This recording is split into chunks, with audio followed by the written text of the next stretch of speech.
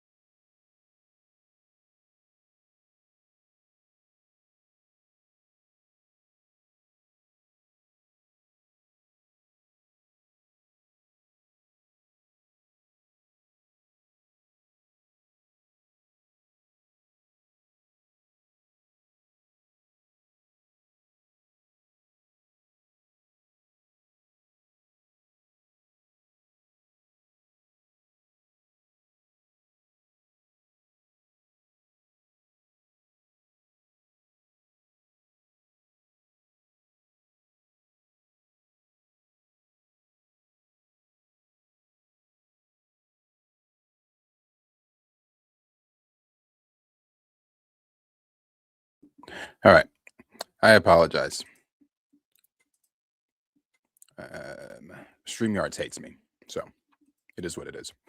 Yeah, anyway, appreciate all of you guys being so very patient and staying here and coming to another. Now I got to pull all this stuff back up. That is StreamYards hates me, bro. But we're going to have a positive stream today. We're not going to let that deter anything. So I'm going to get all this stuff that I had back up, and then we're going to get into everything that's going on. Let's see. Mouse. Sorry, guys. Get that back up.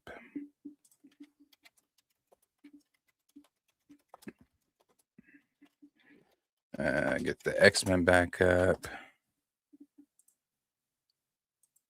Next there, boom, boom, boom. And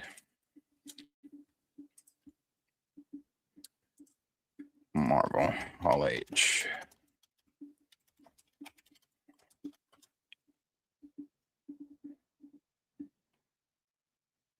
Okay, all right. Pretty sure that's everything back up.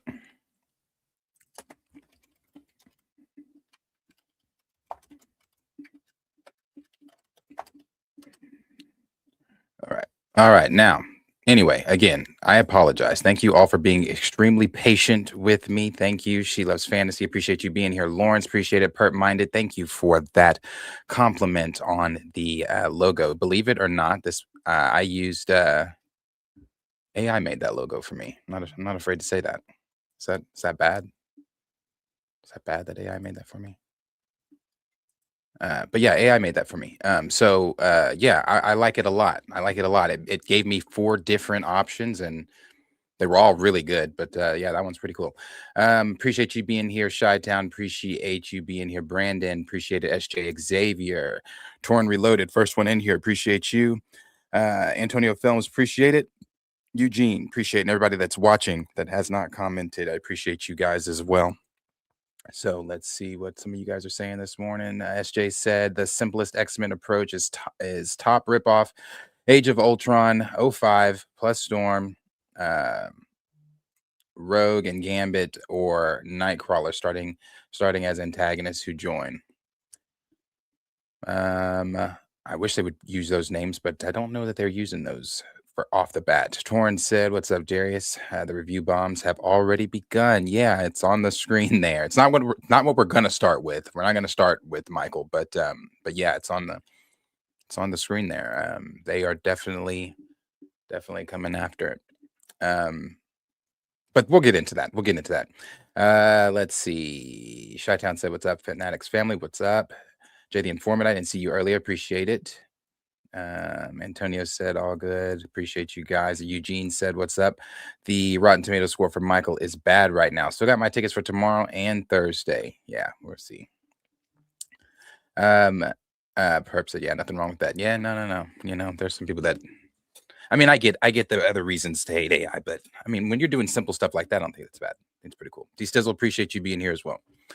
All right, so the first thing that we will start with, because it's smaller, it's not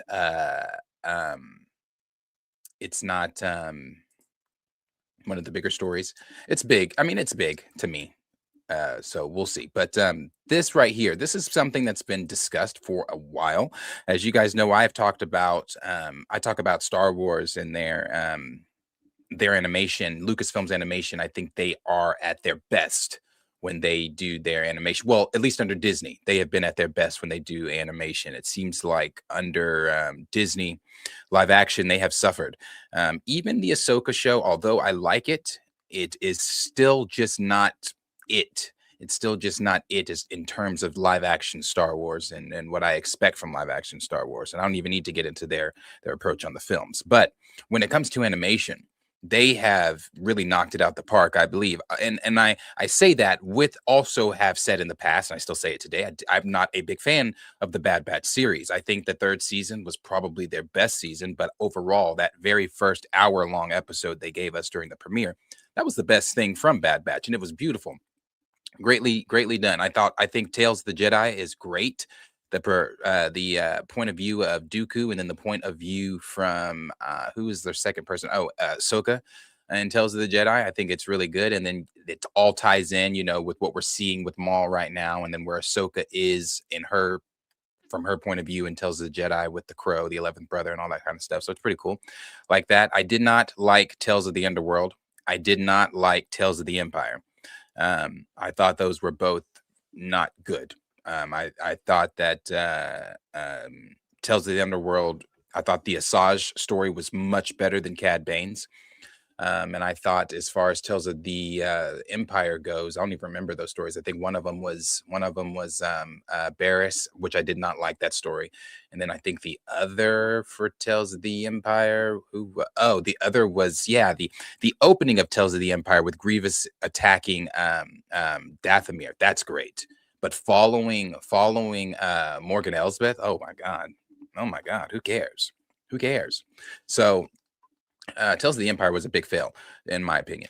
But this here has been talked about. Now, this has not been the only one that's talked about. I don't know that they're doing the whole May the 4th Tales of the Jedi deal, because we've already got Shadow Lords going, and I believe Shadow Lords is going to either run past May the 4th or conclude around that time.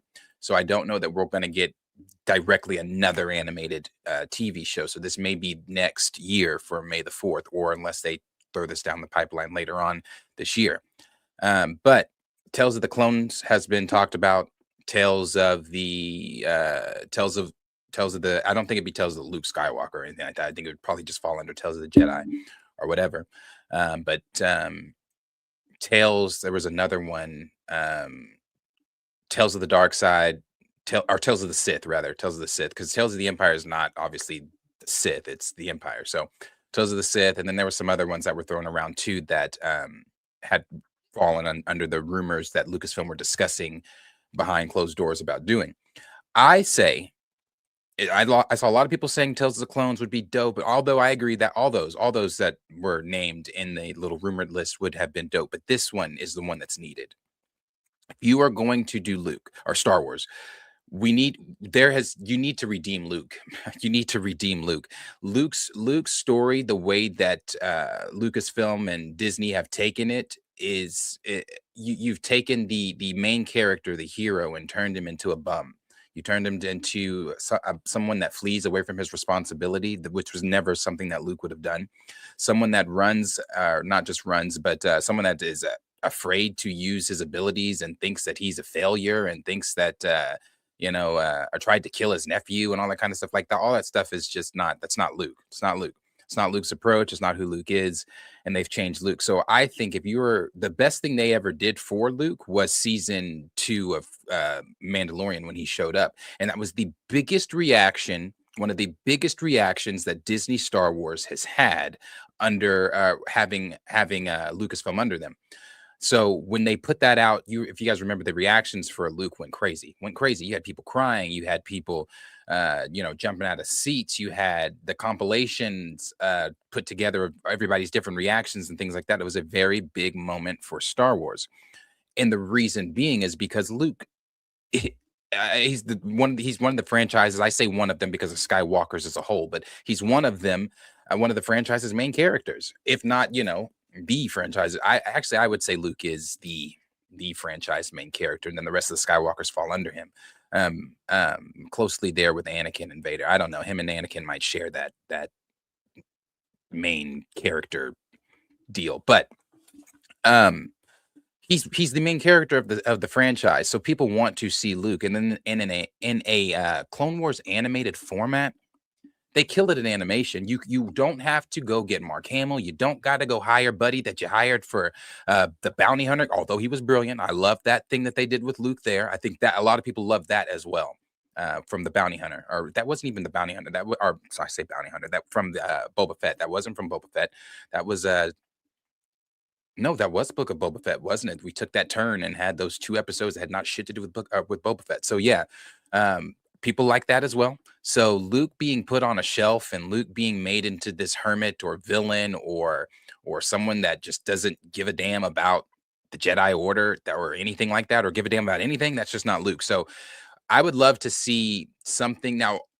Although they're not going to retcon anything they've done with Luke, all roads are going to lead to that Luke. But in between that time, let's get the Luke that we all know, the Luke that fans want to see. So I would say do a Luke Skywalker Tales, put that in there. Tales of Jedi, have one of the stories be Luke. I don't know who the other story would be, or maybe just have it just be Luke. But if you're going to do that, I've also said, and I agree with a lot of other people that say this too, a Luke series.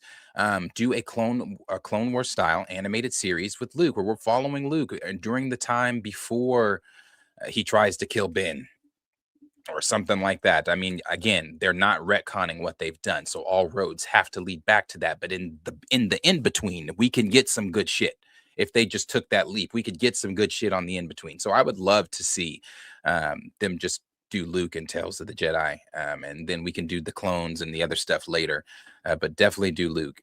And again, I don't know who the other person would be. I don't know if you do Leia on one side, Luke on the other side. I don't know really know how interesting it would be to follow Leia, but yeah, this is interesting. I would like to see this. This is one of the Star Wars stories, if not the only Star Wars story for the day. But I did want to show this too because I really like this. This is somebody did this. This is Malcolm Wap. Um, this kind of looks like something that would be done in the what's it called that they do? I don't like them. What's it called? Damn, what are those called? It's their version of What If over at what is that shit called? Where they get all the different animators and they Visions, thank you. Oh, this is from Visions. Oh, this is from Visions Perp. Oh, okay. I didn't know that. See, I didn't watch season 2 because now I have to go watch this because this is only a snippet of it. So I want to now go watch this. I didn't know this was from Visions because I didn't watch Vision season 2. I didn't care for Vision season 1 either. Um isn't there a Visions? Is there a season 3? But I the first season of Visions that they did with the old man and the story with the old man and the Padawan and his master, that story and then the villager guy. I have him in a figure form. Those were the only two stories from the first season I liked. And the Ninth Jedi. I like the Ninth Jedi deal too. But the others, not really. Season 1 was much better than season 2, from what I saw online. Because like I said, didn't tune into season 2. But yeah, but this looks cool. This looks cool. I didn't know it was from Vision, so I'll have to check it out. Did not know it was from Visions. That's what I was trying to say. I was going to say it looks like this would be from Visions. But yeah. All right. So let's see what you guys are saying there. Grand Rising, Johnny. Appreciate you being here.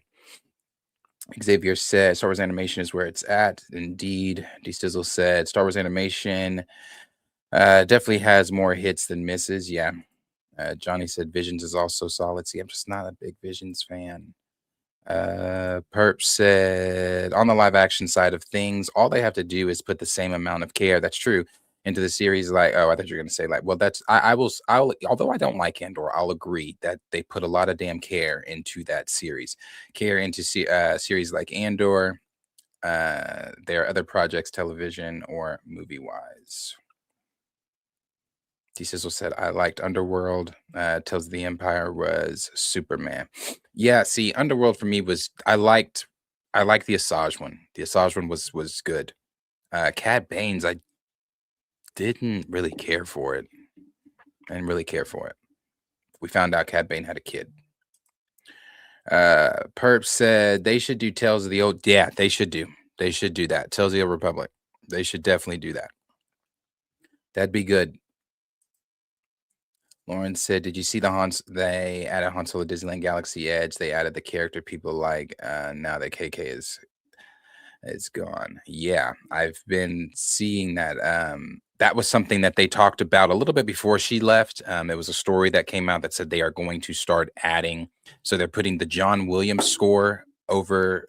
You're going to start if you're walking through the Galaxy's Edge, you'll hear the John Williams score instead of the stuff that is from the prequel series, because I guess that's the music that they're playing now, the prequel series music. But you'll hear John Williams music as you're walking around Galaxy's Edge now, and they also said that you'll see, original characters like Han, Vader, Luke, Leia, blah blah blah, the characters people want to see. So, yeah, they should. Xavier said the character assassination with Luke was unprecedented. Yeah, the stuff that they've done to Luke is, it's like all roads lead to that. So it's like because they're never retconning. D Sizzle said, "I like Tilzy." Oh, I read that. My fault.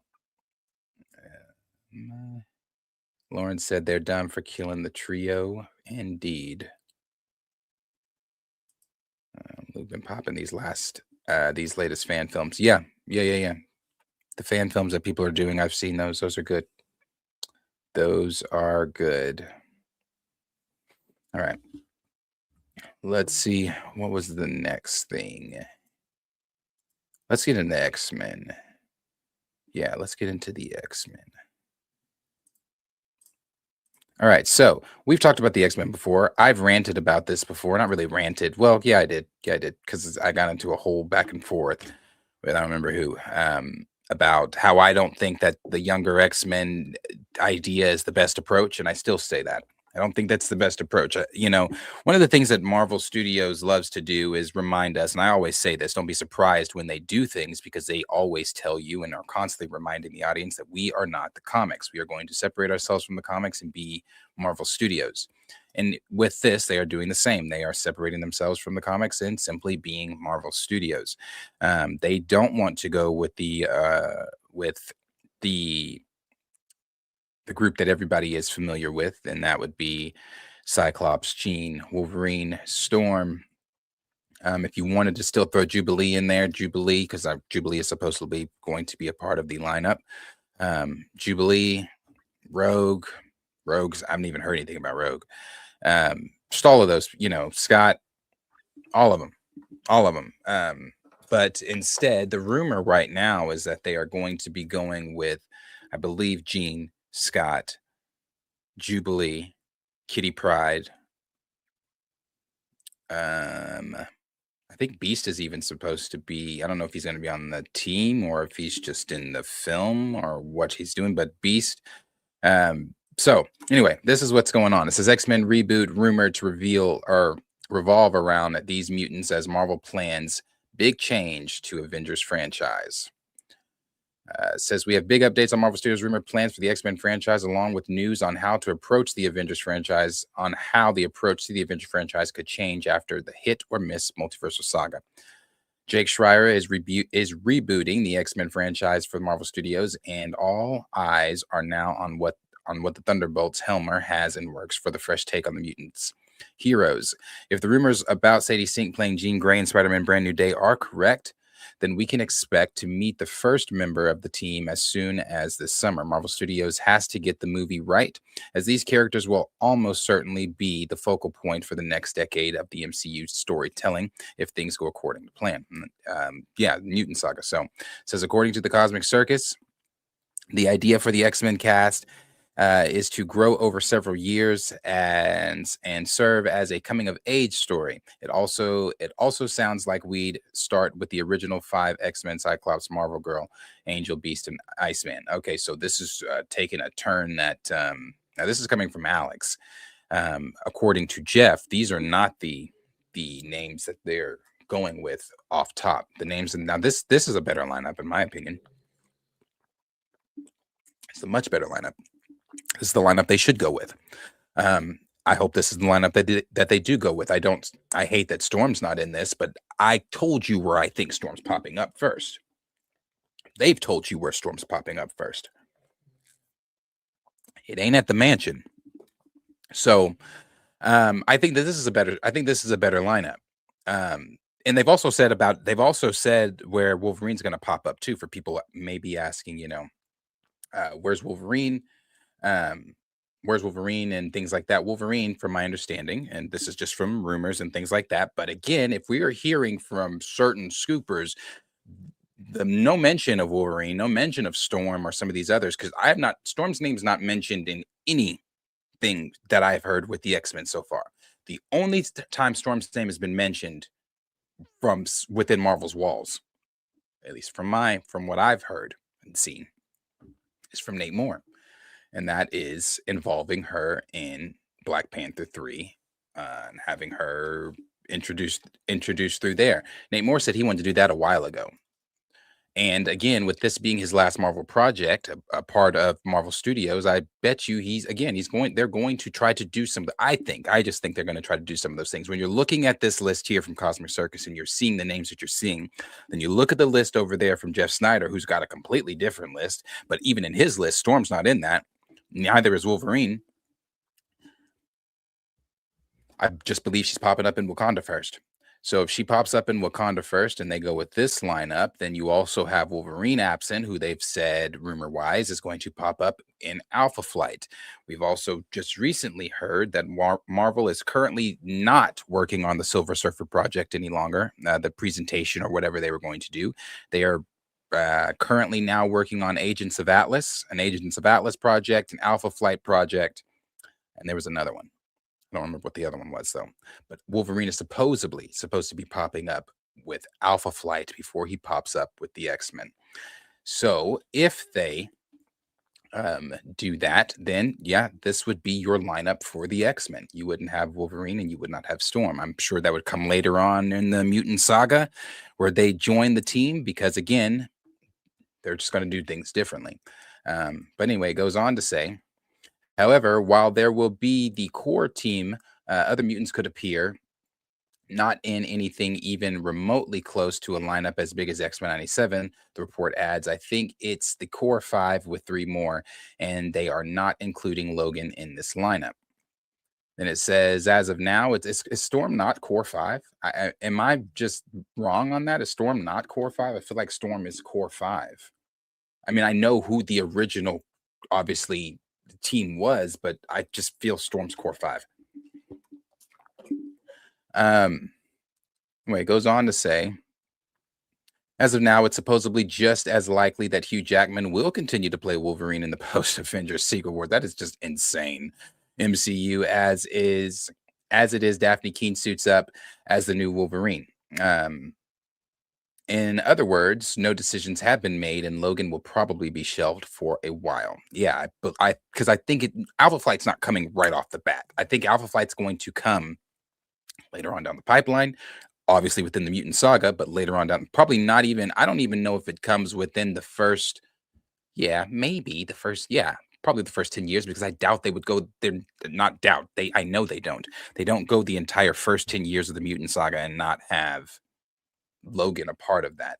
So the Alpha Flight would definitely be coming down the pipeline sometime soon within the Mutant Saga. And that's where, again, just rumor wise, Wolverine is popping up. They said it would be very difficult for the X-Men to show up in an Avengers Secret Wars right now if this report is to be believed. And talking to Earth's Mightiest Heroes, it seems Marvel Studios is changing its approach to the franchise moving forward. New Avengers wise, Marvel is planning to wait less time to make the next Avengers movie because they want to focus on the actual team and less on the big event team ups. The site explains, as for the Black Widow plot, I heard something interesting about a certain character who died, but her technology will be reused for another character who will take up her mantle. So that was confirmed or not confirmed. Again, who said this one? So what they're talking about there, that's for Taskmaster. Taskmaster's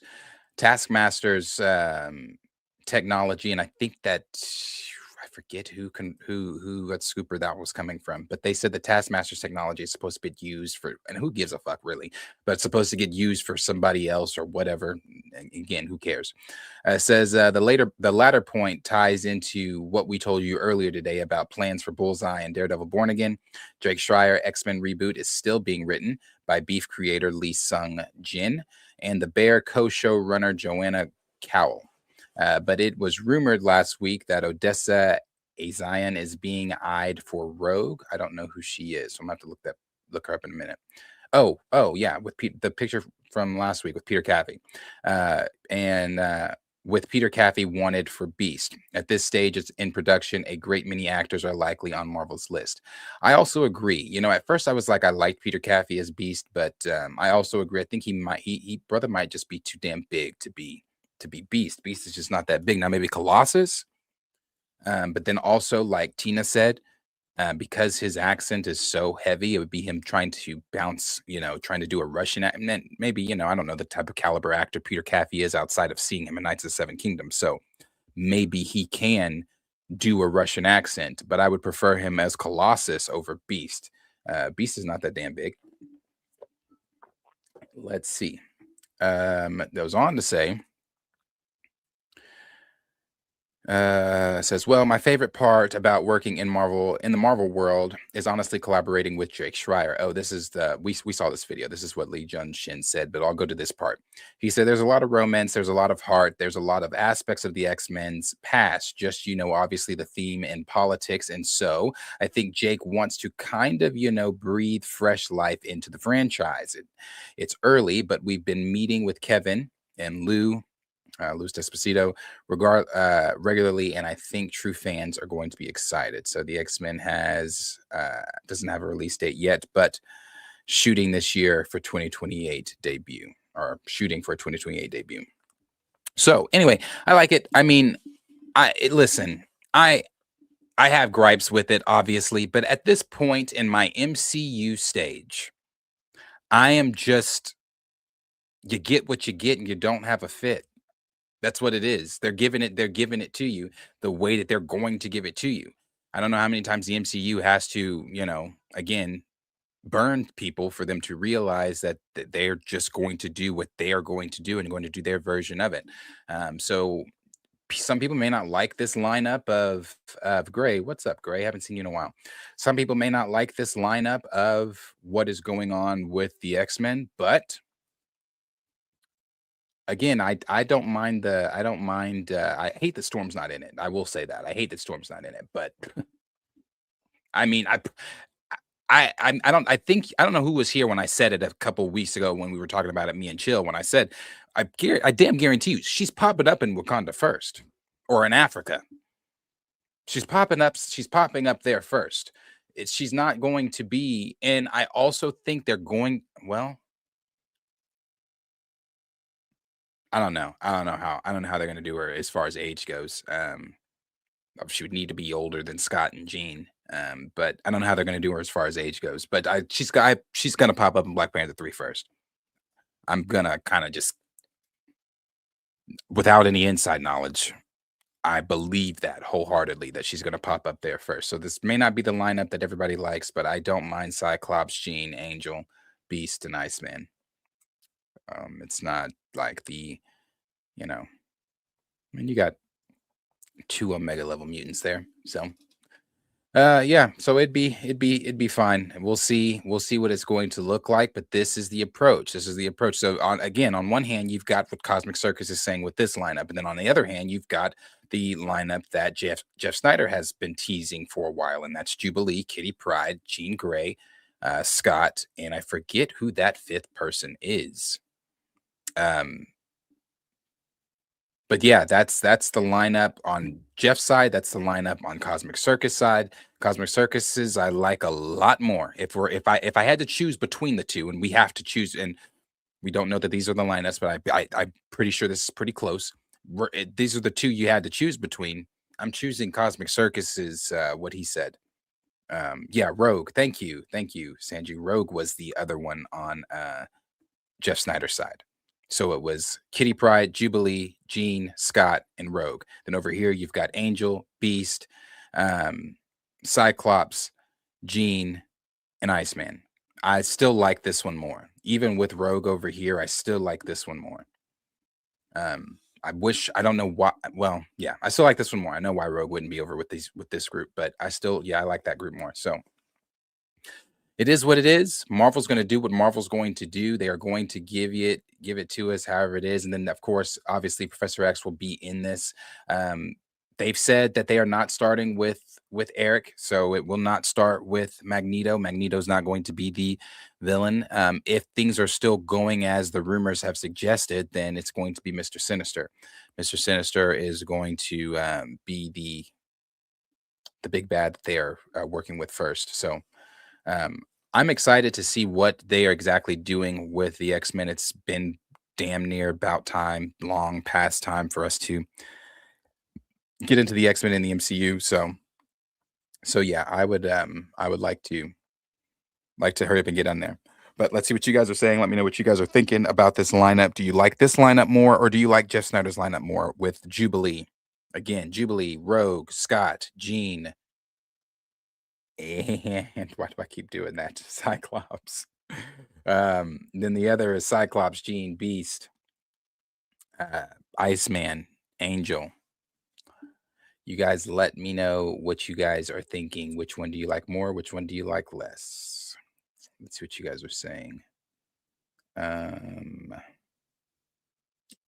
SJ said, Hank McCoy is Irish name, ain't it? I don't think Beast coming from Ireland is a problem. No, I don't think it's a problem either. But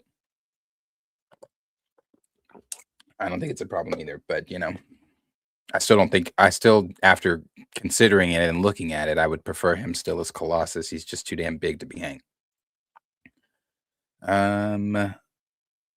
SJ said Falcon 2.0, Shang-Chi and Scott Lang, the sure ones. D Sizzle said OG5 should be a no-brainer. They haven't done that outside of comics, not even in animation. That's true. Do what Avengers Earth's Mightiest Heroes did. Start with the OG comic and then team and gradually expand. Again, I have not watched Earth's Mightiest Heroes, but I've seen things from it. And yes, they did. I've seen that they started with the OG team and then added. I saw the episode with T'Challa, where T'Challa came and beat their asses and then, eventually joined the team. So, yeah. And I agree. Like I said, I like this lineup more than I would go. This lineup to me, my biggest thing that I kept saying with the whole Jubilee and not that Jubilee, because this was, I think, where people were misunderstanding what I was saying. Yes, Kitty Pryde is a big character. How many people know Kitty Pryde outside of like comic book readers and things like that? I can't be sure. I don't know. Even with Jubilee, I mean, I don't know. But imagine the posters. You're putting on the posters Jean and Scott, who would be recognizable, and obviously Professor X.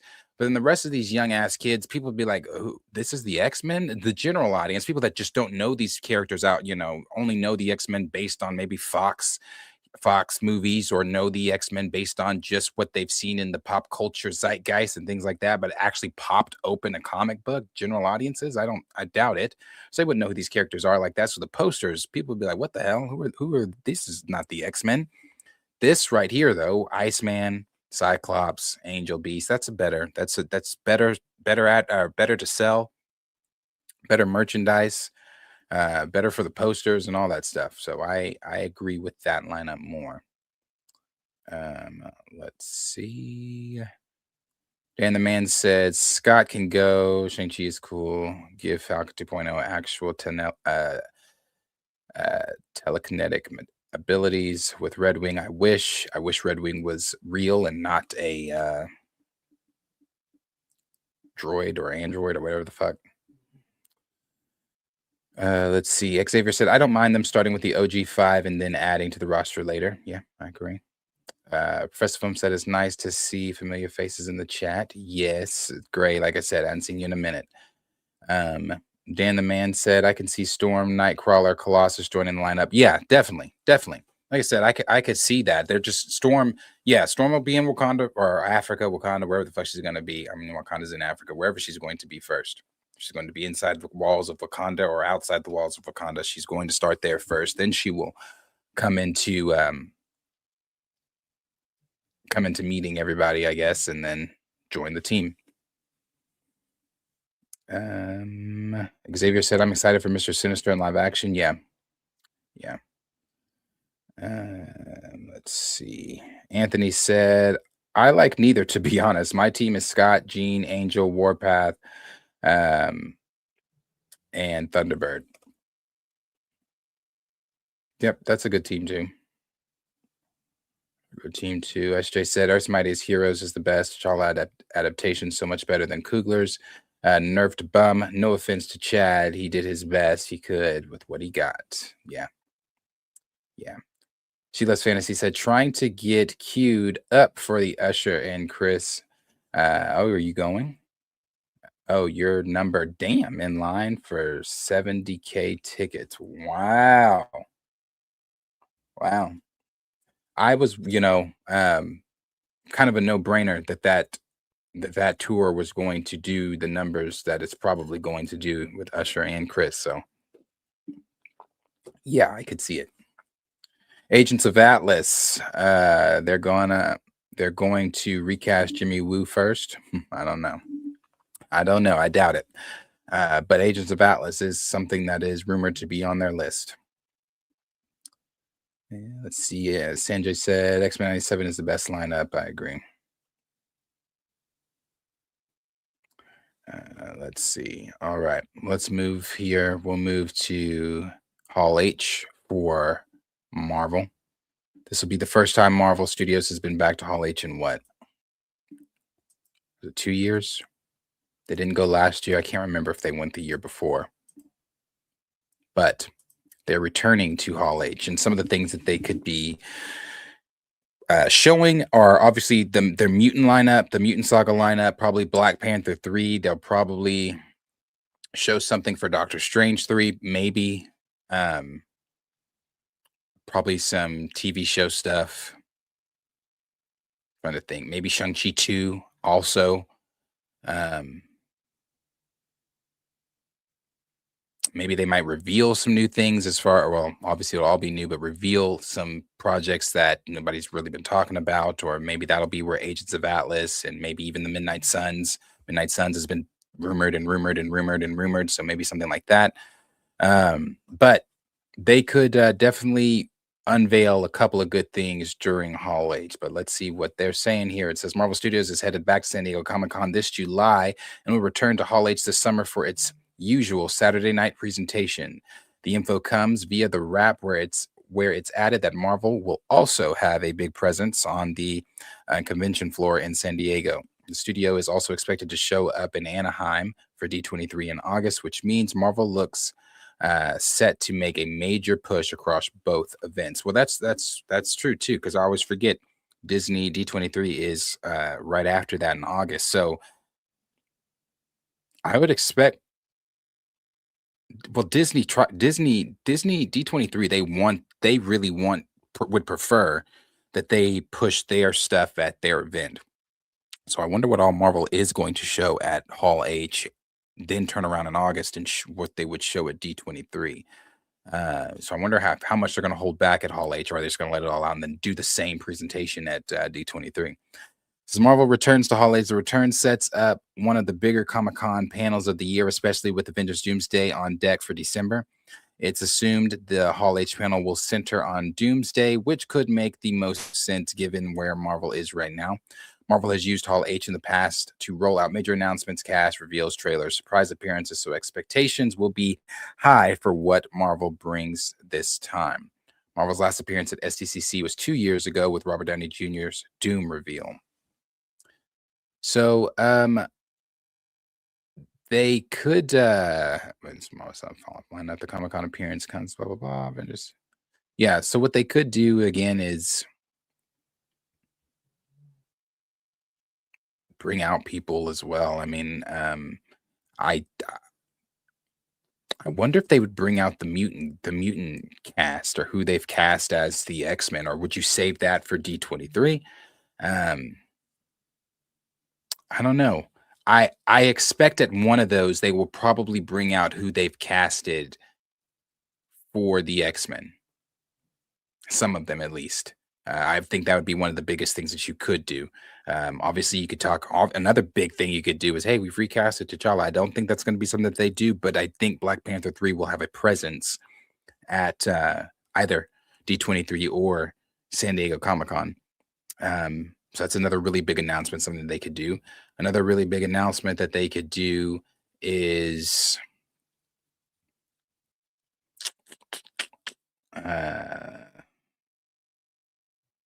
man, I don't know what's another one that they could do.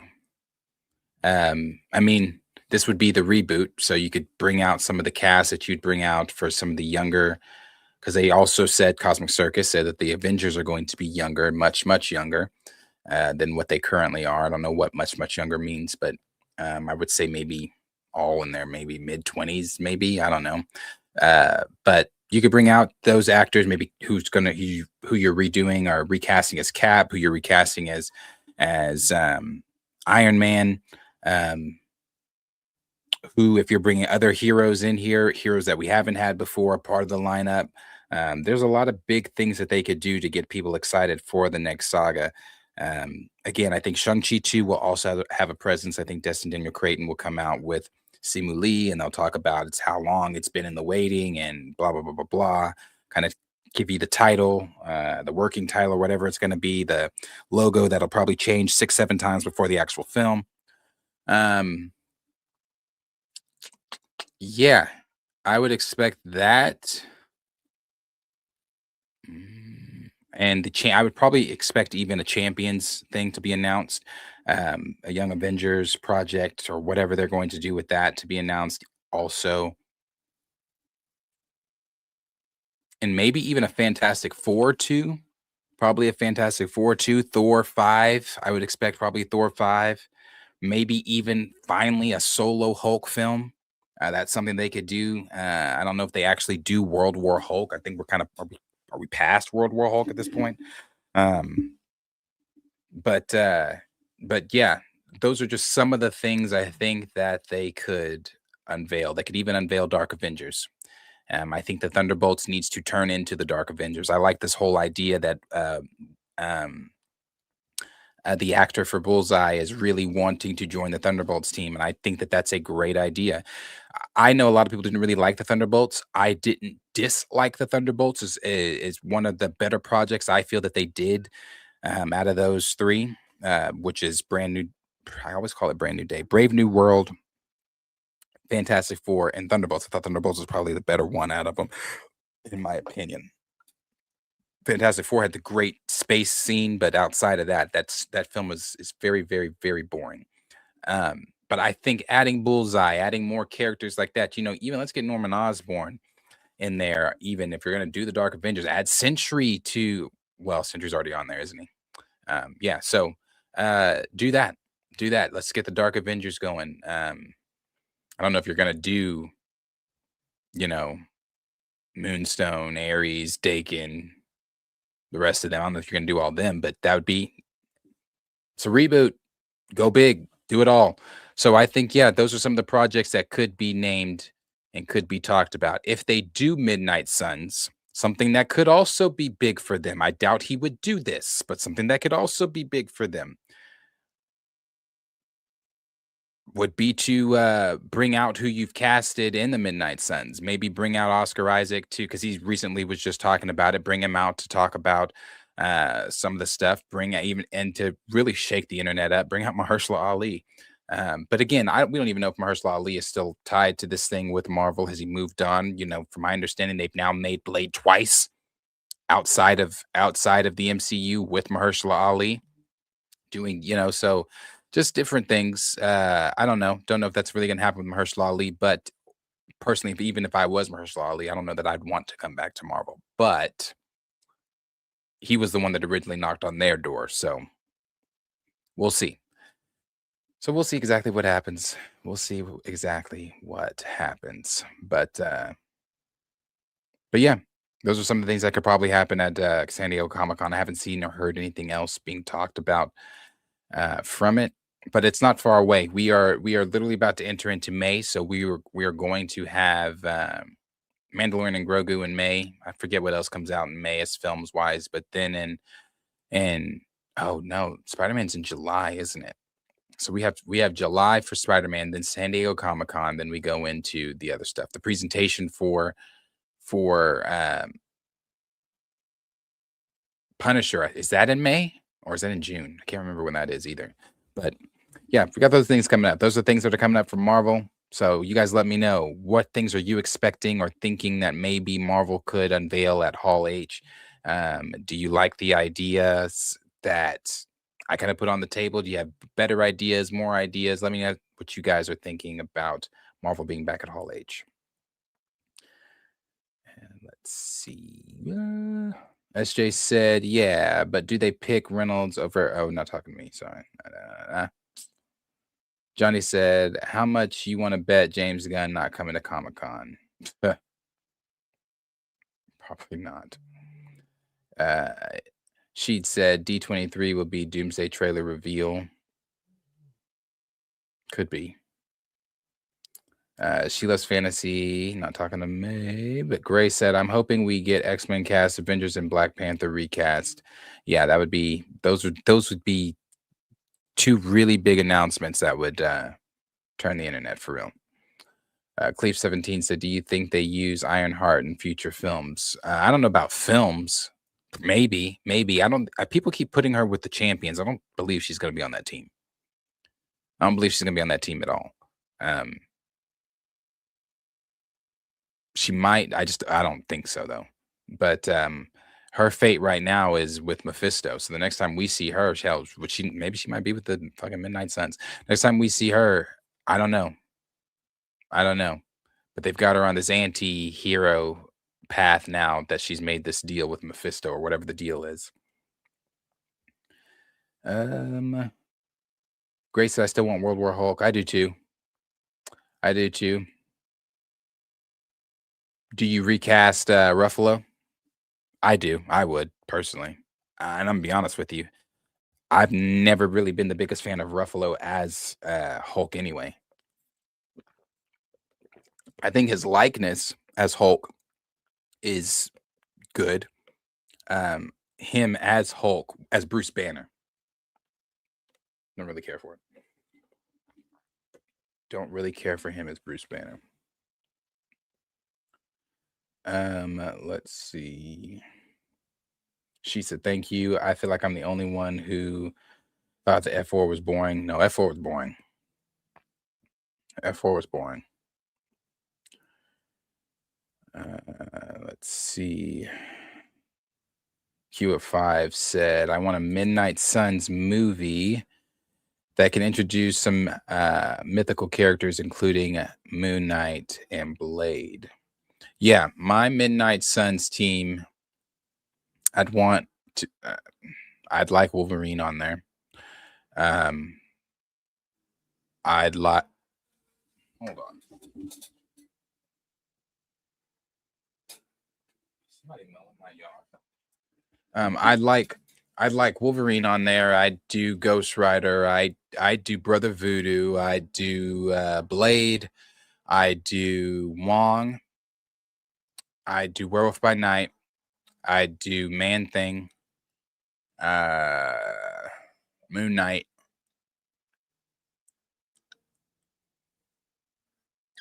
I'd do another magic user. I'd even do Clea.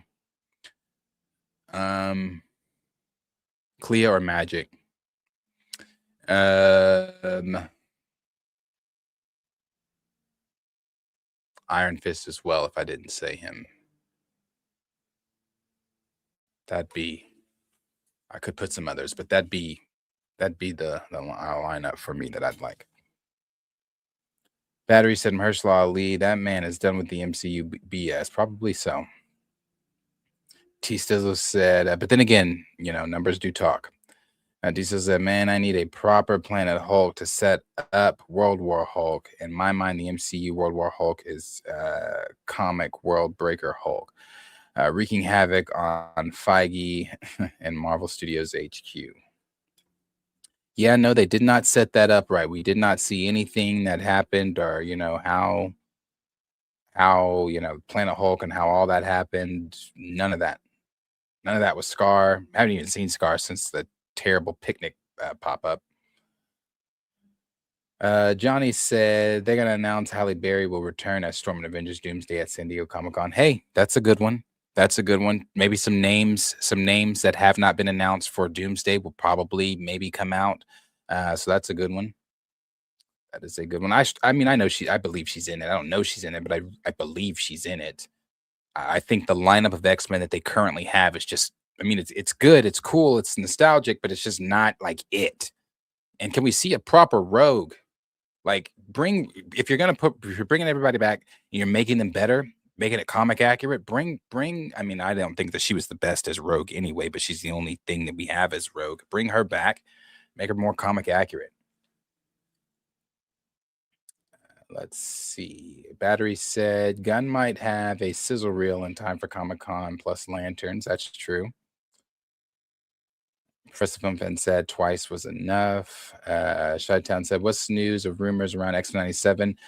No really news or rumors around it outside of just the characters that are going to be showing up in it. We should be getting a trailer here soon. We'll probably get that trailer even at San Diego. Well, no, it's supposed to be coming out this summer, I thought. That trailer is online. If you haven't seen it, the trailer they showed at whatever, it's online. My biggest concern for 97 is just that, without Bo, what's that going to look like? I really hope that they are able to still capture the literal magic that is season 1. and that just comes with understanding of the characters and everything like that. Bo might be a lot of different things that online or whatever, but when it comes to understanding these characters and his ability to write, he's top tier. So I will give credit where credit is always due, and he's I'm nervous without him being a part of it. So I really, really, really, really liked season one. Let's see.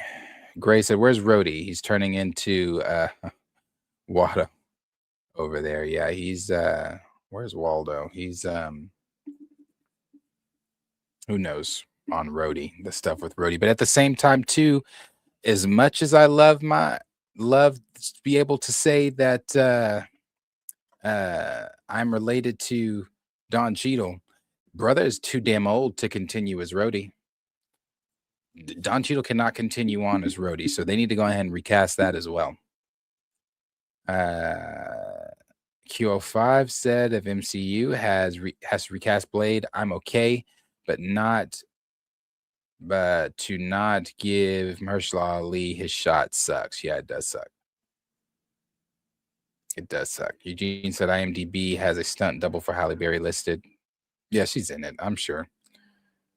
SJ said, no Riri on the Midnight Suns. Ain't no one want that besides Ryan. Grace said recast Banner. I agree, man. She loves fantasy song. I love his Bruce. Really? I mean, I don't really care for it. I don't really care for him as Bruce. I don't know why. You know, I liked what was his name that played him? They had the issues with that wanted more money. Played him in the 08 film. I liked him.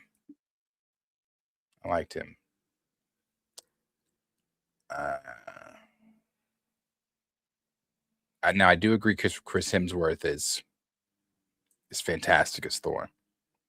D Stizzle said Mark played Bruce the right way in Avengers 1, but went downhill from there. Johnny said Cloak and Dagger should be on the Midnight Suns. Yeah, I could see that.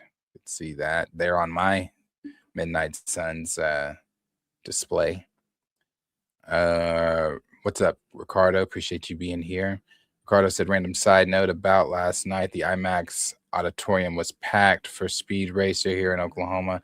I have a sneaky feeling they're trying to gauge it if it's worth doing a number 2. Speed Racer, like the Go Speed Racer, Go Speed Racer. Or am I thinking, is it something else? Was Speed Racer Hanna-Barbera? I remember Hanna-Barbera. Battery said Anna Paquin, rogue actress, is 45 years old. You want to bring back her for not for the reboot. I'm talking about for Doomsday and Secret Wars, since they're bringing back everybody else, not for the reboot. I don't think she was great as Rogue at all. But since she was Rogue in the Fox universe, go ahead and bring her back for Doomsday and Secret Wars.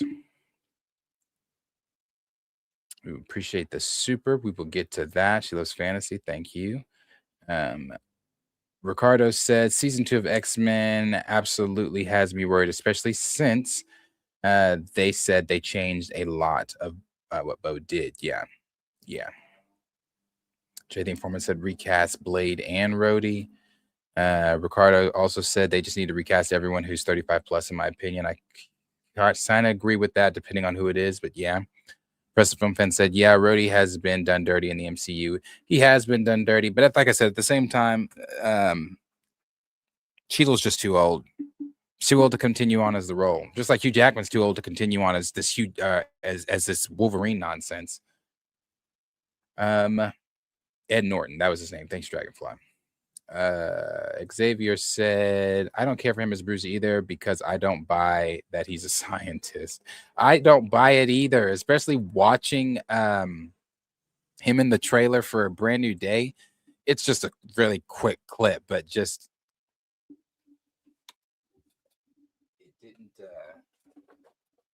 I didn't feel like I believed him.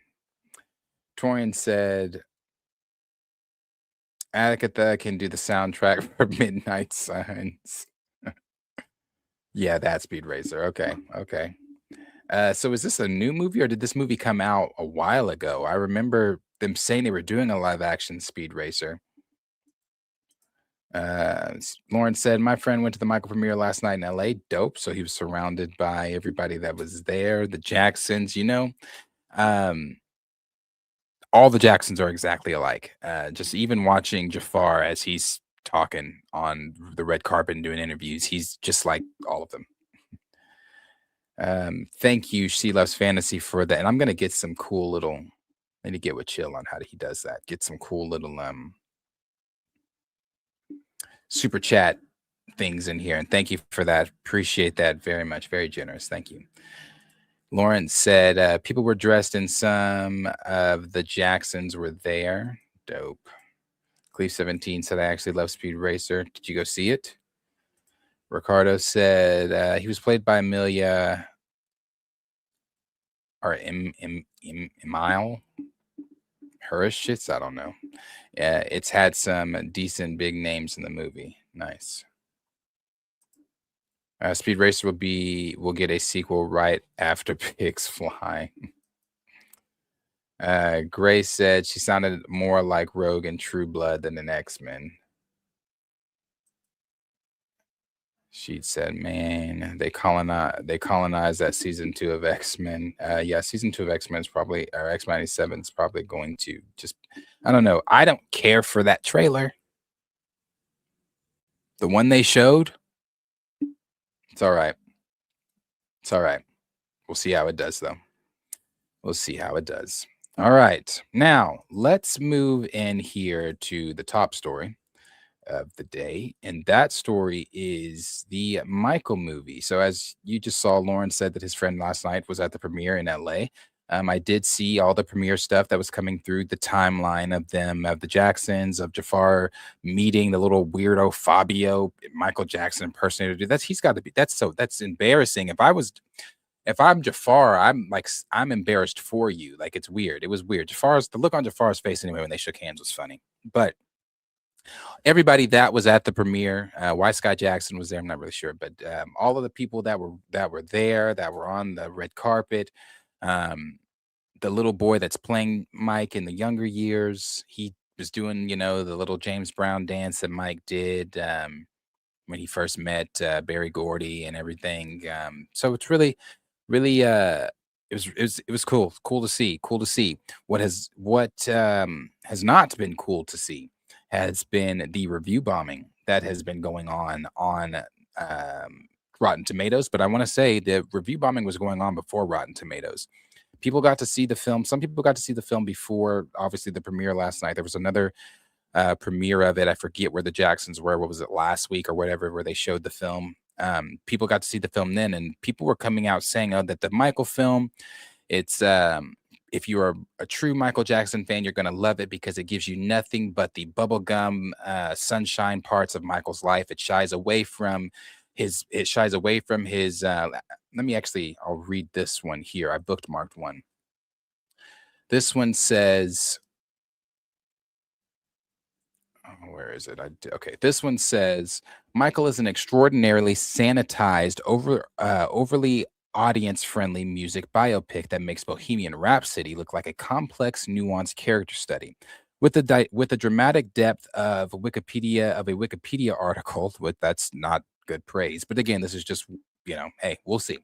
The film introduces but fails to even remotely explore fascinating aspects of Michael Jackson's life, including the loneliness. I don't know how the loneliness is a fascinating aspect in someone's life, but including the loneliness, body image issues, and the fixation on childhood. The story never. Mm, That is I the it's the way they say fixation on childhood, as if Mike didn't have a fixation on childhood. It wasn't that he had a fixation, because when you say that, it makes it sound weird. It's not that he had a fixation on childhood. It was a simple fact that he had no childhood because him and his brothers, well, not him and his brothers, Jermaine and them were older than he was. They got to, go to somewhat be children growing up. Mike didn't have a childhood. When the minute that they found out that Mike could sing and dance and he put the group together and everything like that, the childhood was stripped away from him. Going outside and playing wasn't an option. Not to say that these boys did not do that, maybe seldomly. It wasn't in the Jackson household, but you let those boys tell it. No, they did not have time to play. They did not have time to go outside and have friends and do this. They couldn't date different, to girls and things like that because it got interfered with what Joe had in mind. So when you put it that way and say a fixation on childhood, you make it sound weird as fuck. He didn't have a fixation on childhood. He just did not have a childhood. Anyway, they go on to say, they go on to say in this, the story never offers an understanding of what drives Michael Jackson to become the king of pop and have a career beyond his family, and is far more interesting in playing it safe and playing the hits, which are superbly recreated. Jafar Jackson bears an uncanny resemblance to MJ. I mean, they're relatives, and nails the body language and voice of the king of pop. But he's given disappointing little dramatic work to do by the screenplay that paints him as the infallible protagonist. An excellent impersonation from Jafar and iconic songs can save this biopic from the feeling that from feeling like the product of the creative team. From feeling like the product of a creative team, too terrified to approach even the most vulnerable or difficult aspects of its complex lead character's life. I think what people, again, when I see reviews like that, not to say it's not like it's a bad review. That's what he saw. That's what he thought. The only thing I will say about the reviews that I'm seeing like this is I think people are too fixated on the those parts of Michael's life. And when I say those parts of Michael's life, I mean, it's no secret that Michael Jackson had an issue with the way his looks, his appearance, and things like that. He had an issue with his nose. He had an issue. He thought his nose was too wide, and he thought he was ugly, and which was far from the truth. But he thought he was ugly. So that's not a secret that Mike had issues with his appearance. It's also not a secret that he had an issue with loneliness and things like that. But my thing is, I get wanting to show that, and that's fine, show that, but what do you want them to do? Go into this long whole act of how depressed and lonely Mike was at certain points in his life? That it's fine if they like maybe shine a light on Mike's loneliness, but to have I'm just confused on what some of these people are wanting. Are you wanting this weird ass expose about how he was just lonely? I mean, that what kind of film are you wanting from Mike? And him saying at the very top there that it made Bohemian Rhapsody look like a complex, nuanced character study and blah blah blah. Bohemian Rhapsody was great. It was great. I love that biopic. However, it didn't even lean into everything with Freddie Mercury.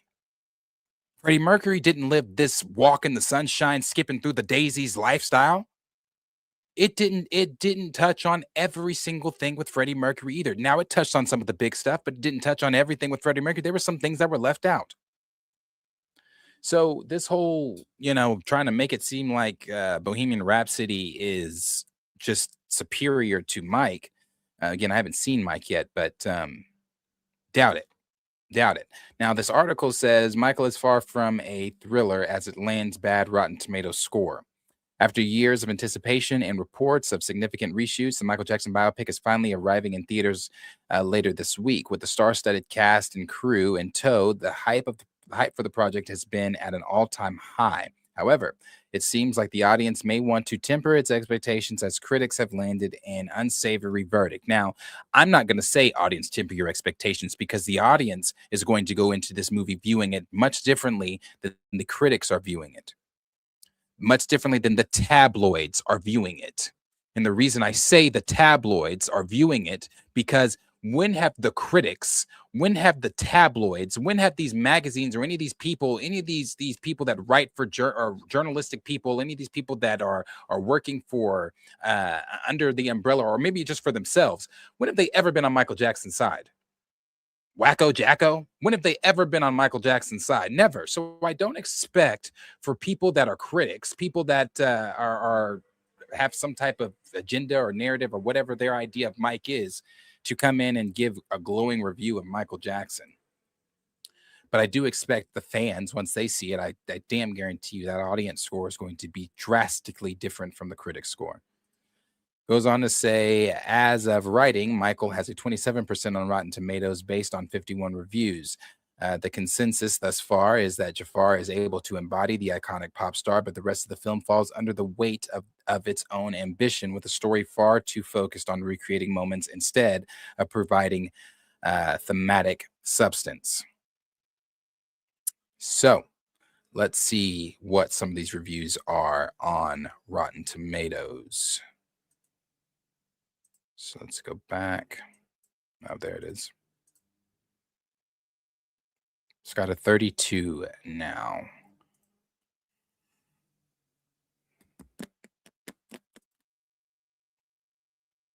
All right. Let's see. This person gives it a 6.5 out of 10 for Michael. Oh, no. We'll just read the first part, not read the full thing. All right. This person says, for Michael, the function as the crowd pleasing, for Michael to function as the crowd pleasing celebration it's being marketed as, it requires a willful collective amnesia as to what is to come in his life after the picture's credits begin to roll. Okay. As if people aren't familiar with the man's life. That's what I'm talking about. They want you to dive into the sexual allegations. Not to say that that's not probably coming in part 2, but they want this weird, deep, footnoted dive expose into the child sexual allegations that we all know he was proven innocent of. Pay attention to these people that are wanting that deep dive into these allegations. That's the strange part.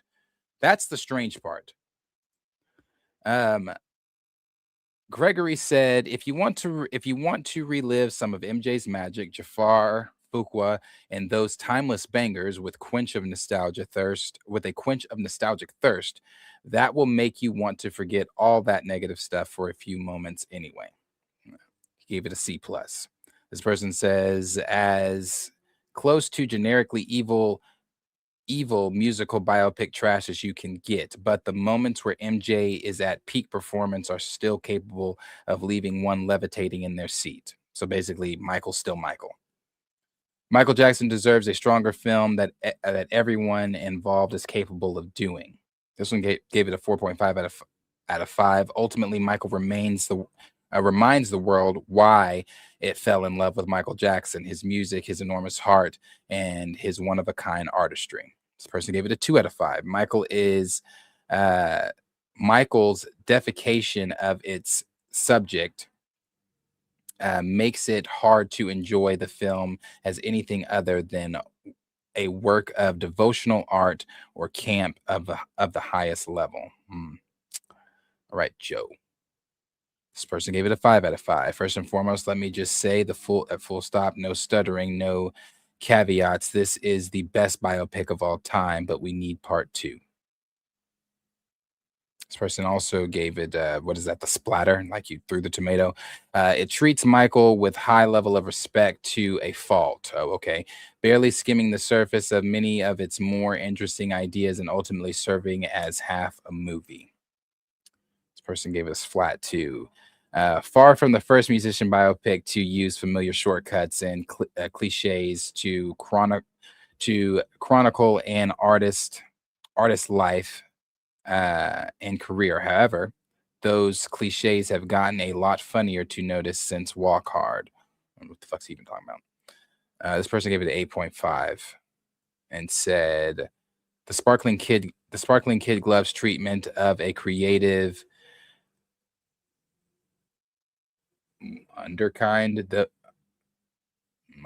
Underkind whose own demons don't get explored in this chapter might be off-putting to some viewers, but for those who want to see the pop icon early years, thank you. I think that's the point. It's the early years. They're going to probably get into that weirdo stuff that people are wanting to see so bad in part 2. I mean, they had to, they had it in this. They had to cut it because the family had that whole, hey, don't put us in your dramatization shit. But this part is the early life. This is only going up till bad. So it's weird. But anyway, yeah, the reviews are what the reviews are. The reviews are from critics right now are not the best. This is not the strongest start for the film, but at the end of the day, what's going to push Michael over the top is going to be the audience. It's going to be the foot traffic from the fans. I don't know who, these people have a job to do. They have a job to go see films. They have a job to put out reviews. They have a job to, keep food on their tables. And at the end of the day, I don't know how many of these people are Michael Jackson fans. But when it comes to the audience, when it comes to the foot traffic, when it comes to everybody, like Tina says, she believes this film's going to have a lot of walk-up traffic. I believe that too. Like I said, my family and I have a group message, not for the Michael film. We just have a group message, but that is something that has been talked about in it, is going to see that. And we don't talk about movies rarely in the group message, but they were talking about wanting to go see Michael. So we will be going to see Michael. So I feel like other families and things are probably trying to make this an event as well. Just because Michael was at the height of, Mike was Michael then, Mike was Mike now, Mike's going to be Mike forever. Even during his life, again, that's no secret, you had this type of stuff. You had these type of people that were trying to defame Mike or trying to, again, the wacko jacko stuff, the tabloids, the things that people were saying about him. But at the end of the day, Michael Jackson still came out on top.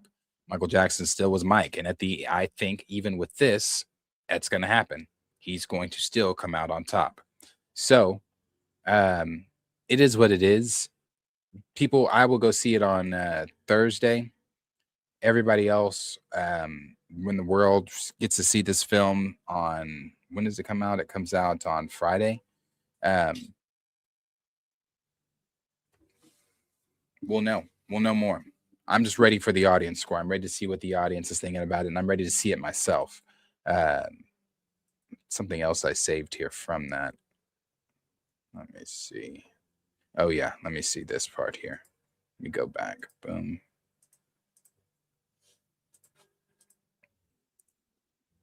Literally that I was watching actual footage of Michael, and I got to make this public apology to Jafar, because I thought, with Jafar playing and him, the nephew, I thought it was going to be a caricature of Michael, but Jafar brought so much to the role. Even his smile. This is Jafar's smile right here.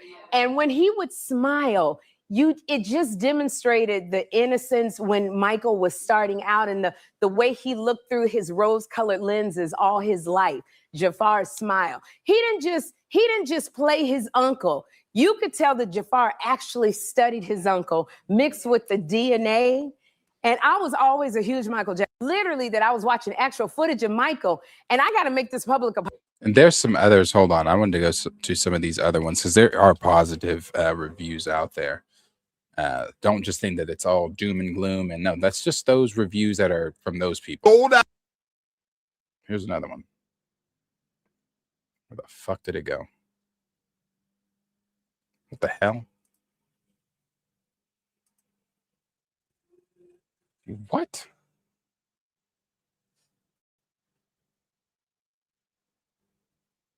What?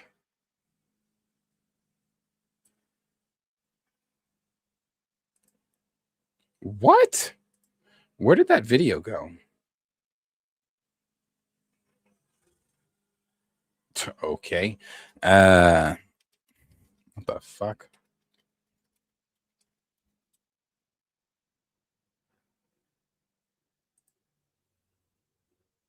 What the fuck?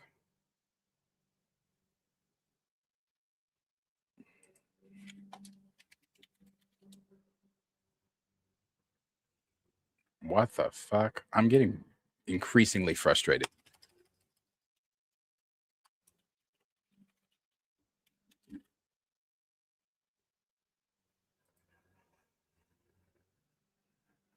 Wow. Okay.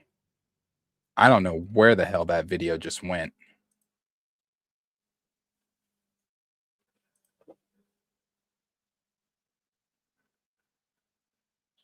Okay, I'll go to YouTube. Hold on 1 second. There's another one I have. The fuck?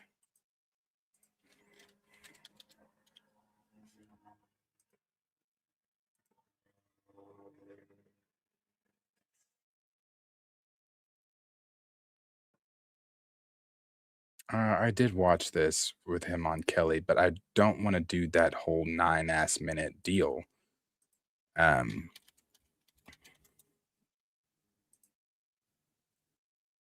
Hold on.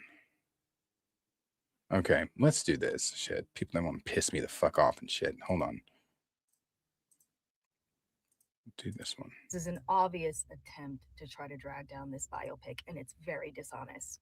Now, just last week, there were complaints from major outlets like USA Today that complained that major media outlets, or certain media outlets rather, were being kept away from the movie and being able to see the movie.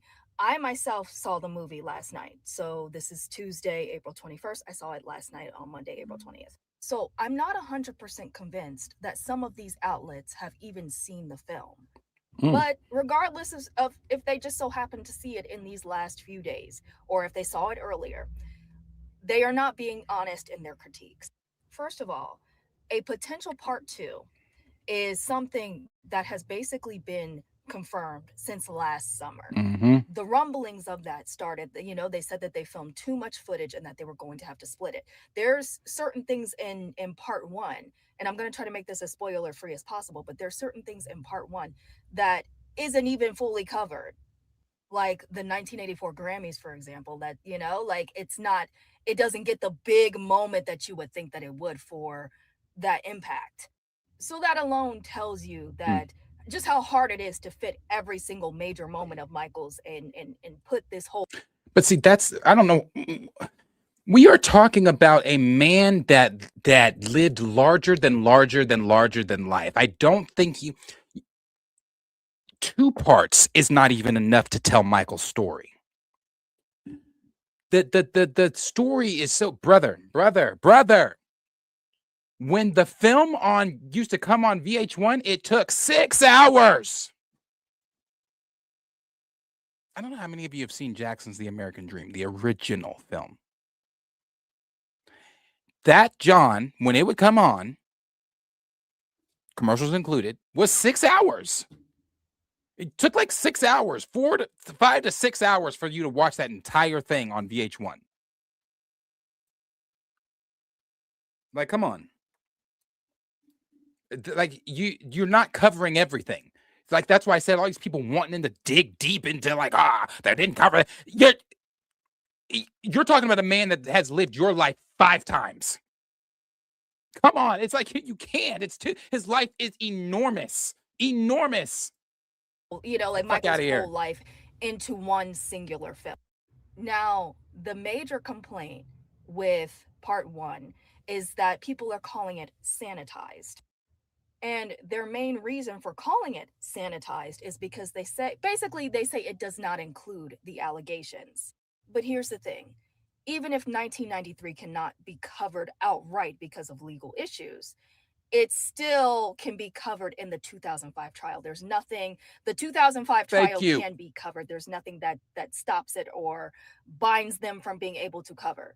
So if they're saying, hey, we got to divide this up into parts. But it's like, what are you?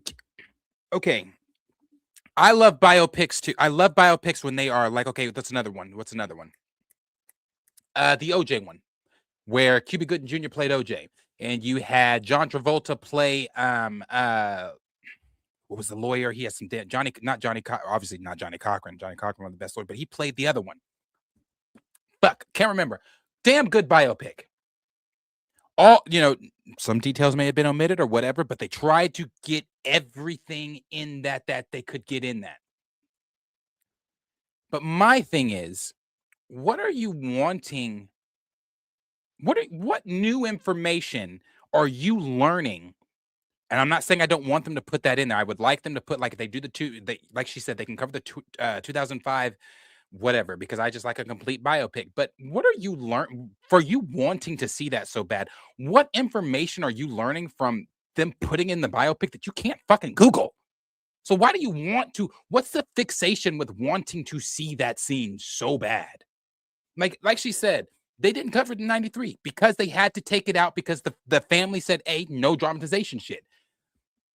That doesn't then make it sanitized, bro. Like, they just can't get into everything right now. You're getting a part 2. Jafar confirmed that shit. Jafar himself confirmed that shit. You're getting a part 2. So this weird ass, it's weird. It's frustrating. It's pissing me off. It's weird. Because Michael's life is just too big to cover in one movie. And you know that he was on trial in 2005 at the very least, right? Then why are you saying it didn't why are you complaining that it didn't cover it? Shouldn't you wait to see that, like, until an additional part or parts come out before you make that judgment? Another thing is some of them have tried to say that this doesn't dive into, like, Michael the person, or, anything that he might have been dealing with internally and things of that nature. And that is very much dishonest as well. It goes into his cosmetic surgery. It goes into some of the things that he was battling with and feeling as far as internally, and his insecurities, and how, people didn't treat him as a human being and all of that stuff. So how can you say that it didn't cover that when it does? The problem here is that people have a very sick desire. There it is. To see Michael there it Jackson. is. There it fucking is. So I'm not the only one thinking that. It's a very weird, sick. Like, why do you why do you need to see that? And then you go on this long rant about, oh, they didn't show the sexual allegation. Why are you fixated on that part of Michael Jackson's life that he was proven innocent on? Again, all the shit is Googleable. If you need to cure your fixation, Google it.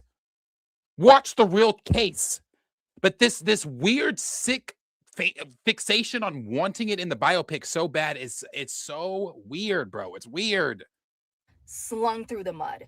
They don't want to see a Michael Jackson who came, saw, and conquered to the heights of becoming the greatest entertainer of all time, even though that is a part of his journey, even though that is, what ended up happening, even though that falls into the years of this part 1, which is supposed to be the first of at least another part. So even when it is accurate, it's still not enough.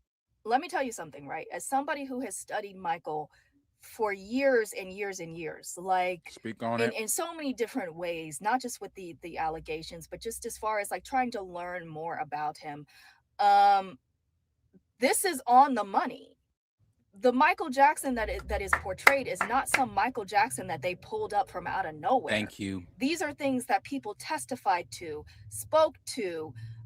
Michael himself said, like, it was documented back in the 1970s, back in the 1980s. This was very much the Michael Jackson that he was at this time. What do you guys want? Do you guys want, them to say certain things happened earlier than what it did? Or did you just want them to skip the first quarter of his? They want dishonesty. That's what they want. They want you to they want to sit down and they want this film to say that he was this and he was that and he was a disgusting human being and everything, all things that are negative and false. That's what people want. That's what they want. That's what the critics want. Those however many 51 reviews, that's what they want. They wanted to sit down and they wanted to cure their fixation with hearing that he's a sicko, he's wacko jacko, he touches children. That's what they wanted.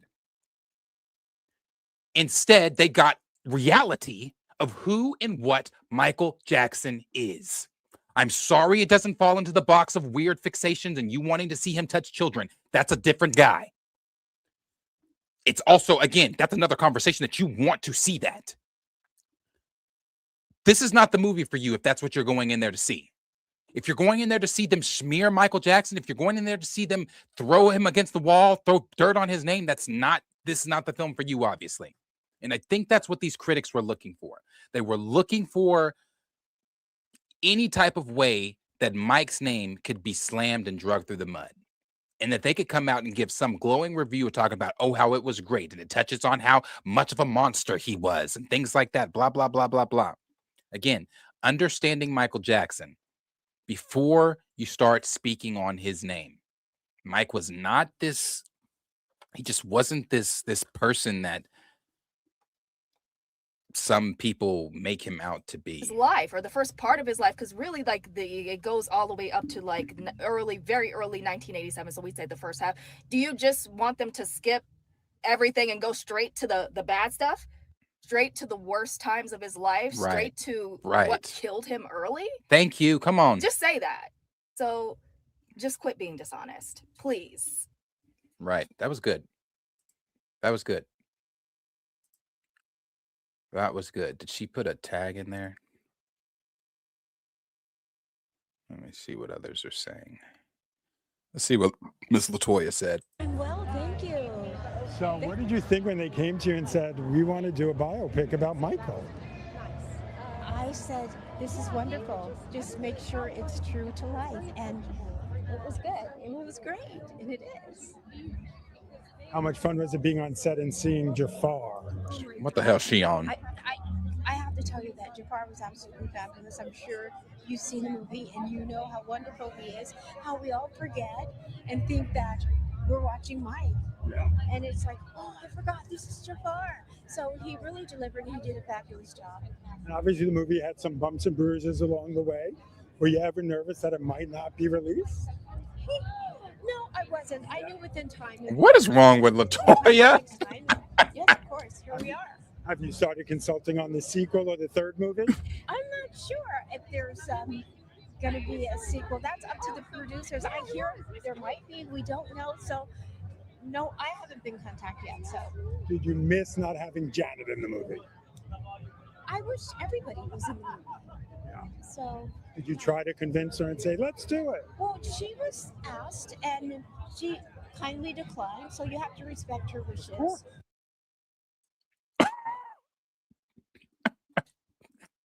Fuck.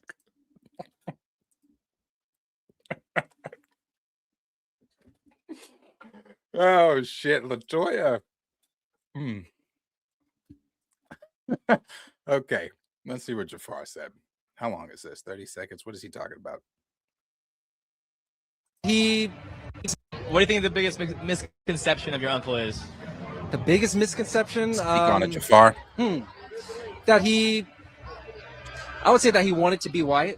That's a big misconception, and that this film gives you that understanding of what that is. You know, what that vitiligo played a part in his life, and not a lot of people really understand what that is. Yes. And he was dealing with that from an early age. Dude, well, thank you so much, man. I appreciate you, man, and congrats. Can't wait to see it, man. What do you think the biggest misconception of your uncle is? I'm so glad he said that. I'm so glad he said that. Saw people the other day. I saw a TikTok video of this young girl. She ran into her mom's. Her mom was recording it because she was. I guess they were watching Why Did I Get Married, and she was like, "Why does that girl look just like Michael Jackson?" She's like, "Why? What?" She's like, "Why does that girl look just like Michael Jackson?" She's like, "What do you mean?" She's like, then she pulled up a picture of Michael Jackson. She's like, "Look, she looks just like." She's like, "Yeah, that's his sister." She's like, "Oh, Michael Jackson's black." Oh, that's just frustrating. But I'm glad he said that. I'm really glad he said that. Let's see, what is he saying here? Absolutely. Yeah. I know you're related. I know you sound like him. I know you dance like him. You move like him. But when did you feel like you embodied Michael? I was thrown into it on day one, doing the bad performance, and then we went into doing You ain't lying. Performances. So I was automatically thrown into that. His fiance, his wife, are white. Stage with the real extras and all the wardrobe and the lights, and I felt it when I was on that stage, hearing the music and feeling it in my bones and performing. Those were my happiest times on set, is being on that stage. Did you ever feel Michael's presence? Absolutely. How Yeah. so? There's a few moments. There's a song in particular where I felt it the most. I started to get very emotional and started crying before performing the song, and I just felt something. I was like, why am I so emotional right now? And I felt his presence in that moment. And I don't want to speak too much on it, but it was very beautiful. And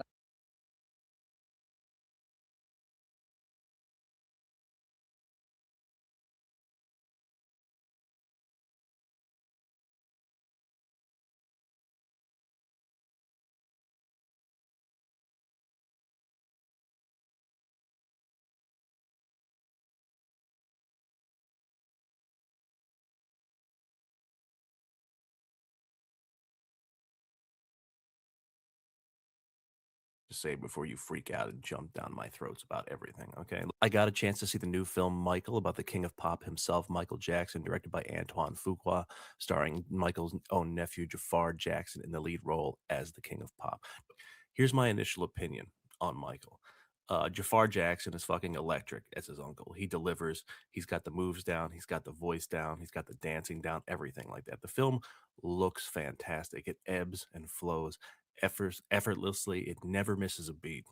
Coleman Domingo as Joe Jackson, one of the most chilling villain performances I think we've seen in a music biopic in quite some time as Joe Jackson. Just Nice. pure, unadulterated, As it should be. evil exploitation. As of it should children. be. And I think we all knew that at this point. The issue with Michael comes up here.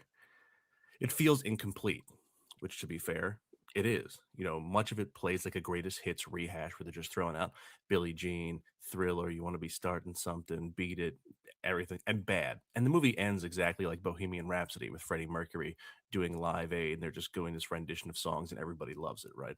Then we get into Bad as the ending of Michael.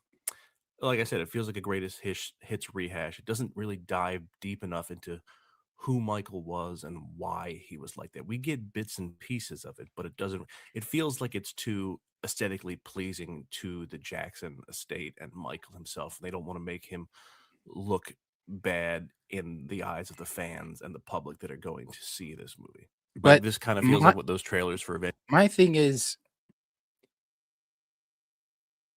all these outside people are saying that they don't want to make him look bad. This is the estate. They talk to his family. They talk to people that knew him, that to create this film, personally knew him, not us on the outside that feel just because we were huge fans of Michael Jackson that we know Michael Jackson. Don't get me wrong. Just because I know everything that I know about Mike, I don't know Mike. I do not know Michael Jackson, nor would I ever presume to pretend that I do know Michael Jackson. These people that made this film know him. His family knows him. So how can what do you mean make him look bad? There's no way to make him look bad when you were telling the honest truth of who the man was. Now, you all may have a perception of who you think Michael is, but that's your own demons to wrestle.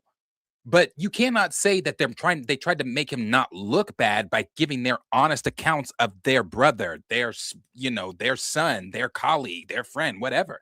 So this whole making them look, that shit is Avengers Doomsday, where it's like Thor will return and Avengers Doomsday. Well, there's going to be a part 2 of Michael. We know Michael will be returning for Michael part 2. I really hope it goes more in depth on who he was and takes bigger swings, because right now it feels like an extraordinarily over sanitized version of Michael. What we got, like the things are again, there. it's another one of those. I didn't see him touch a kid. Of Michael. This is the biopic of Michael Jackson, directed by Antoine Fuqua. Pretty much as I expected from a Graham King produced biopic, much in the vein of Bohemian Rhapsody. It's a lot of spectacle, but it's really shallow deep in regards to who the person is that they are portraying on the screen. Michael Jackson, as we all know, is an incredibly complicated man, incredibly gifted man as well. The showmanship parts of the Michael Jackson story look terrific on the big screen, I got to say.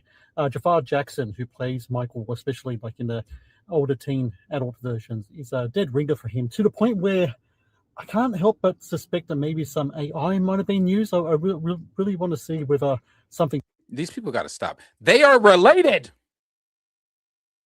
Lord. It is his nephew. I know people that their siblings' kids look more like them than they do their sibling. They're related.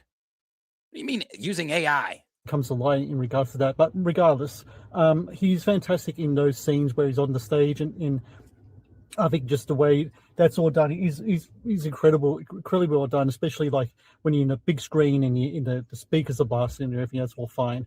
It's the parts in the middle that just don't do anything in this movie. An incredibly sporadic movie. It just goes, it's kind of like a greatest hits of a biopic. It hits all the big moments in Michael Jackson's life. It doesn't really feel like a complete whole of a story, and it does. His life was big. What? It only hits the big moments. His life was big. What do you mean? They were famous from the time. Okay.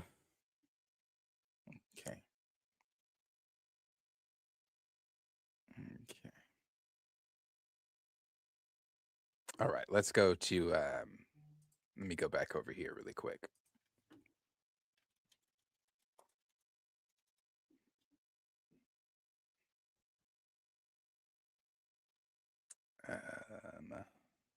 Let's stop. Let's go here. John Roca here with my just out of the theater reaction for Michael. Well, here's what I tell you. I really had a great time with the movie, falling back in love with Michael Jackson's music, seeing his journey through the big things that he went through. They hit all the big points, you know, the stuff with his dad, his mom being by his side and always protecting him, dealing with his brothers, doing all the stuff with his brothers and creating the music, and then stepping out on his own to create Off the Wall and Thriller. They go up to about Beat It. Oh, sorry, they go up to about Bad, and then they stop the movie. So you're not going to get anything past Bad. But it is a story about him breaking away from his father, really finding his own voice, stepping out on his own. There's a lot of vulnerability throughout the movie of what he goes through. And Jafar Jackson is fantastic in the movie, utterly fantastic. Seriously, he really embodies Michael. It's amazing. And also, I think Coleman Domingo is incredible in the film as Joe Jackson as well. Don't be surprised if he gets a Best Supporting Actor nomination. I would not be surprised on that. The only issues I have with the movie, to be honest with you, is a bit toothless sometimes with some of the harder stuff that Michael went through. For those of us who read everything on Michael, grew up with Michael, knew Michael inside and out, I was surprised about some of the stuff. None of us knew Michael inside and out. So I don't care how much you, that's another really annoying thing about people on the internet. I don't care how much you read about a celebrity. I don't care how much a celebrity opens up their lives to you via social media. We did not know Michael Jackson inside and out. I don't care if you grew up in the era of Michael Jackson. I did not grow up in the era of Michael Jackson. I was born in 93. So I didn't grow up in the era of Michael Jackson.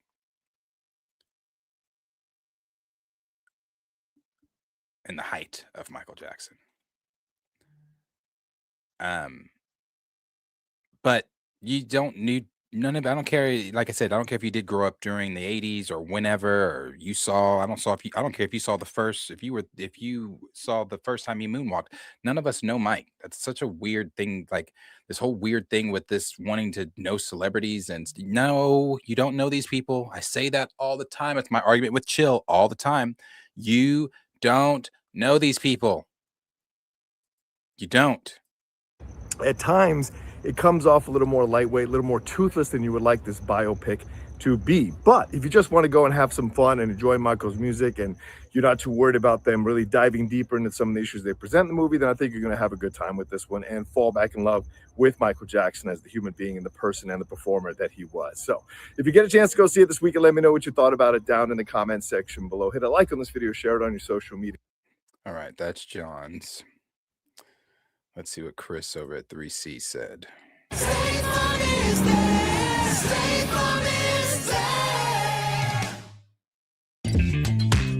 Oh my.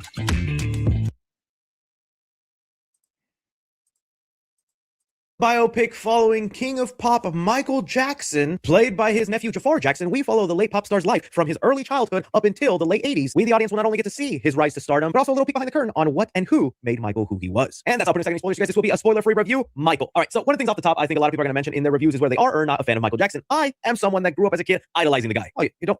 Oh. I got a hat. I'm gonna prove it to you. Woo! Black would never do it. Ah, put the flame out on his cross. That was interesting. Why is it on fire? Woo! I threw the key and then knocked it down. I always like when he did that head bob thing. I can't do that head bob thing.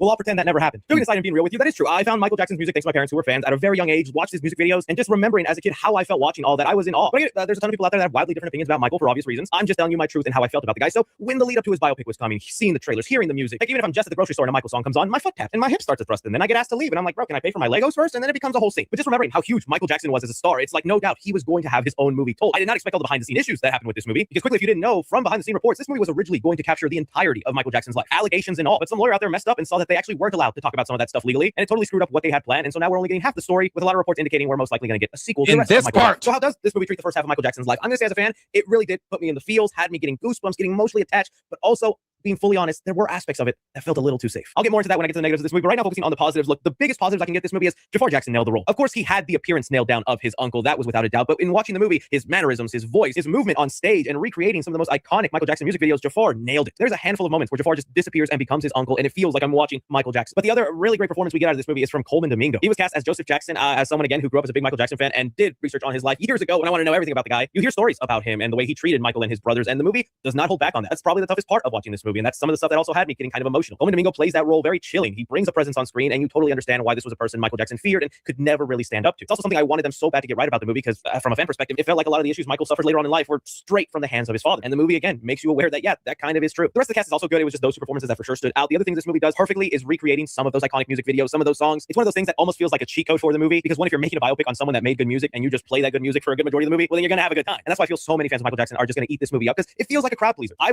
I don't know what, and I like Chris. I do. I don't know what these reviews are expecting.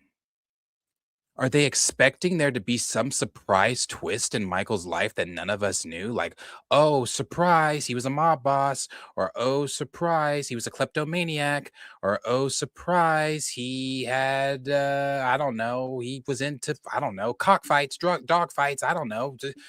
What are they? Of course the music's gonna, I don't know what they're expecting. Yeah, the music's gonna be the biggest part. It's not a cheat code. It's literally the man's life. Yes, there's other aspects of Mike's life, but Mike's life, by and large, was his career, his music. It's something he cared the most about.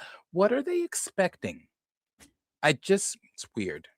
Watched this in a packed house, and people were treating it like a Marvel movie, clapping at certain moments, hyping it up. There was even welcomed additional outbursts. I know that sounds weird, especially in an auditorium where you want to be respectful to others, but the audience in my crowd, and what I think for you guys too, was just so involved in the movie. You could feel they were locked in. Like, I would even hear sniffles of people crying during some of the more darker moments in Michael's life. To me, I'm always fascinated when a movie can pull in that reaction, because like I said, I feel like that stuff usually reserved for a Marvel movie. But it was also one of those things that reminded you how Michael's music did bring people together, and a large part of it wasn't just idolizing or looking up into Michael. It was what his music sometimes did in getting a group of people feeling connected, and that's another big part that might be a little cheesy, might be a little like, okay, it's definitely the fanboy in me talking. When I get to negative, I'm putting that fanboy in me aside. But I would be lying to you if I didn't tell you I had a Ratatouille moment when watching this movie. I had a moment where I reverted back to that 7-8-year-old that found the Smooth Criminal music video, or the music video for Beat It or Bad. I was just so blown away and in awe by the aura, I guess, coming off Michael Jackson. I felt that in watching this and knowing that's like, dude, he really was one of a kind, insanely talented. But the movie getting a peek on the things that even inspired him or pushed him for that greatness, it also, in a way, fueled me with inspiration. I was watching this feeling like someone would when it's like, all right, I'm gonna hit the gym. I'm gonna be the best of me I can. But in terms of creativity, in terms of my art, which is me dancing like a fool for you for 10 seconds at the beginning of this video, that was my thriller. And that's the kind of stuff that makes biopics formulaic, but also so nice to watch. That story of a kid and a family that were poor, broke, struggling, and then became famous, went from nothing to everything. Those moments got to me. All right, like I mentioned, with all of that in mind, even as a fan, there were things that were kind of bugging me about the way they went with Michael. Now, some of this could be because of the behind-the-scene issues that they had with scrambling the movie, having to rearrange things, not expecting to have to cut their film in half and save the rest, and more dramatic elements for the planned sequel that maybe is going to be titled Jackson. Not to spoil the ending of this movie, but like it ends with their own version of Michael Jackson will return in Avengers Doomsday. But it feels like the studio for sure has plans to want to continue on. And what I hope happens in that sequel is actually taking the time to deeper explore aspects of Michael. Being honest with you, this movie is just one giant music video. And that's not necessarily a bad thing. Like I said, Michael has great music, and they recreate the music videos so well. Jafar Jackson really nails all the dance moves, mannerisms of Michael, and it's interesting to see the things that maybe led Michael to create those songs or those music videos. But the movie is that. It's a big music video with small commercial breaks into moments in Michael's life. The film tries to touch on as many of those iconic moments, whether it's his pet monkey Bubbles, him branching off from his brothers and doing a solo album, going off and making the Thriller music video. Like, the movie touches upon those, but at the end, it is just that. It is only touching upon those things, and it makes it feel like a very safe and surface level look at Michael's life. While the key exploration is the relationship between Michael and his father, there are just other parts about Michael that don't even get explored at all. We see that his father's the one that pushed him into this life of being a performer, but we don't even get to understand why he enjoys it, why he would continue it past his father forcing him into it. Something even also like the plastic surgery Michael would have on his face. All of that is. But see, again, that Michael's talked on that. why music is so important to him. I mean, I feel like he touches on that almost every interview he does. It's I don't know. Did they need Jafar to like sit down in front of a mirror as Michael Jackson and like say, I love music because I love music and not because like, what do you need? What do you need? Anything that the questions that they're acting like this man wasn't larger than life, and you cannot Google almost every aspect of his public life. If you the questions you're having, I wish I knew why Michael loved music. Google it. Google it. And it'll pull up an interview of Michael telling you himself why he loves music.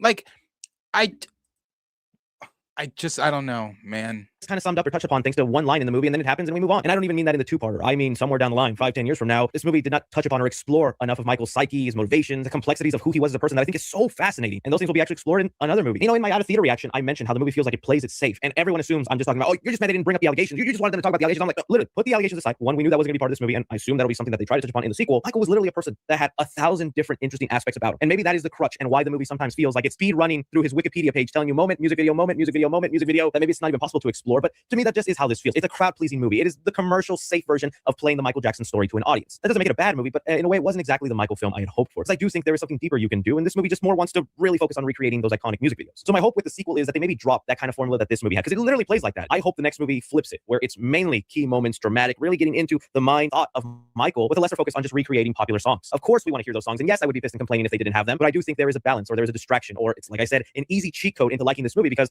Michael was someone that had bajillion fans. You even just like his music, this movie is easily a thumbs up for you, because hey, they play the songs I like, so I enjoyed that. But look at this movie with taking away those songs. Did they actually do much exploring into Michael's family, his relationships, his thought process, things that motivated him, made him tick, other than just showing you he did this iconic thing in his life before they moved on to the next song? That's all I'm saying. Overall, it doesn't ruin my enjoyment of the film. I still had a big dumb smile all throughout it. But it's like I said, these two movies I don't think will be the Michael Jackson movie, and that movie is up for grabs and to be made, because there is just a gold mine of potential there for you to explore, just really getting into the character of Michael. So for the Michael movie, I'm going to give action 3.5 stars. Okay. I like Chris. Yeah, I like Chris. I like his review, but I still say what I say about, I just don't. People keep saying he's not the only one that just said that. What made Michael tick? Why did he want to do music? Like, bro,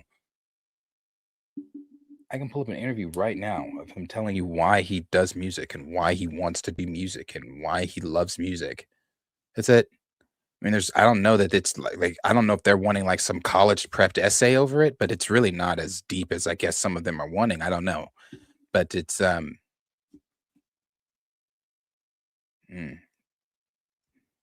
of the complaints on things that people are wanting. How long is it? 8 minutes. There's 22 minutes.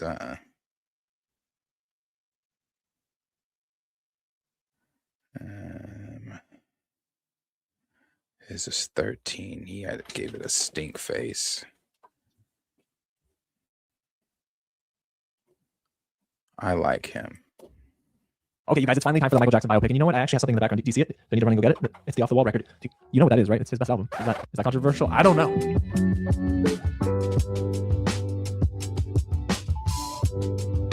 April 24th and is rated PG-13. It's directed by Antoine Fuqua, who directed Training Day, but also got his start directing music videos. The cast itself is starring Jafar Jackson, who plays Michael Jackson, of course. This is also Michael Jackson's nephew in real life. Coleman Domingo, one of my favorite actors in Hollywood, playing Joe Jackson, and Nia Long. Nia Long's a legend. I don't got to tell you about Nia Long, but she plays Katherine Jackson, the matriarch of the Jackson family. Now, the movie itself has undergone some reshoots, and by some, I mean a whole lot, $15 million worth. So the story, I'm curious to see at least how far they go into Michael Jackson's life. But the film really just tells us the story of his life, tracing his journey from discovering his talent as lead of the Jackson 5 and into literal stardom. And people were just really, really loving this guy, like to the point where he could be on stage and not say nothing for 2 minutes and everyone's fainting in the crowd. So he was the biggest entertainer in the world. And I do not think we'll see another entertainer quite like him with the impact that he had on his fans. So I'm excited to see what this movie's all about. The runtime, I think, is like 2 hours and 40 minutes. I could be wrong. I'll kind of fact check that in a little bit when I get to the theater. But I don't know exactly what to think about the film. Now, I'm going to go in hoping for the best because I do want this to be a good film. I love the director. I think Jafar Jackson looks the part, and he does sound the part too. Now, I want to know in between, right? The acting in between everything, all the big music moments. Does it have the substance? Had to because I have the jacket on, but I just got out of my screening for Michael, and I did watch it in IMAX digital, so the sound was loud. Everything really fit for the concert moments. So was it like off the wall amazing? No, as a film, but it wasn't bad either. You'll see what I did there? Guys, the movie itself will live and die based on whether you view it as a concert experience to a degree or if you want to see it as a complete film. If you want to see it as a complete film, you might not love it. It's very safe, but I will say, my goodness, the way Antoine Fuqua directs the scenes where Michael was performing, young Michael and Jafar Jackson as an older Michael, I mean, he does a great job too. Those are the moments where the film shines the most and the brightest. I did like learning a little bit more about Michael's story as well. I think that there's a lot that's left on the table in the middle of the movie. It just plays it too safe sometimes. I'm going to elaborate more in my full review, so stay tuned, guys. Subscribe to the channel and go ahead and let me know down below if this disappoints you or gets you more excited, but I'll be talking more about this in my full review. So God bless you guys. Thanks so much for watching, and I'll catch you at the next screening. And no, I'm not going to moonwalk off set. Okay, maybe I will. Okay, I've seen enough. Like I said, there's people that are loving it. Everybody's saying it's a lot. Everybody that I've seen is saying it, except for the one girl we were watching, saying they're playing it safe and things like that. Okay, I can see it possibly tomorrow. I'm looking at the ticket. Make sure I can. Make sure that I can. Ooh, not a lot of seats. You guys want to see my screen so I can show you the theater? Hold on. So I probably am going to go ahead and get one of these. Family will have to, I'll probably go with them another day, but I will go see it likely tomorrow, and I'll take one of these. I don't like sitting. I hate sitting anywhere here. I have to be either here or down on the edge somewhere. Shit pops off. I don't want to be stuck in the middle. I need to be easy access. I'm always yeah. So yeah, I think I'm gonna go see it tomorrow, and that's a pretty good amount of people going to be in the theater so far. It's a pretty good amount. So yeah, I think I'm gonna go ahead and get my ticket. I think I'm gonna go ahead and get my ticket for tomorrow, and then I will. When it's at 7 tomorrow, though, so I wouldn't be. Well, yeah, I can come. But here's what I'll do. Here's what I'll do. I'll view it tomorrow at 7. And I know I'm going to be hype and very emotional after it. So I'll probably come straight here, sit down, and you guys know I clean in the evening. So I'll go hurry up and clean, get that over with on Wednesday. So that way I can just come sit down after I view it Wednesday night and give a quick spoiler-free review. Just kind of just gushing over emotion, telling you guys my overall just thoughts and how I think that how I'm probably going to think that a lot of these critics and the things about it playing safe is some bullshit. So yeah, I'll do that. I'll do that. That's the plan. So I'm going to go try to get this ticket and get some other things done. I will be back live at 2:30 today with Chill. That link to that stream should be already up. So we'll be live together for the afternoon. Woke up and go over some other topics at 2:30. Some of the things that I touched on today, we might touch on as together. Who knows? You might have a difference in opinion than I do on some of them. So we'll see what's going on. But I'll definitely get my ticket, come back here on Wednesday evening. I'll be live Wednesday morning, but Wednesday evening and do another live stream, give my review of Mike. Also, since we're talking about movie or live streams and being live and things like that, I wanted to ask you guys what you guys thought if for these next 2 episodes or the next 4 episodes, how many episodes we got left? Yeah, 4. Next 4 episodes of Maul Shadow Lords, how all would be interested in that night when they drop the episodes doing a watch party. I really have never done a watch party, and the reason I have never done a watch party because I don't like the fact that I can't put the screen on the screen.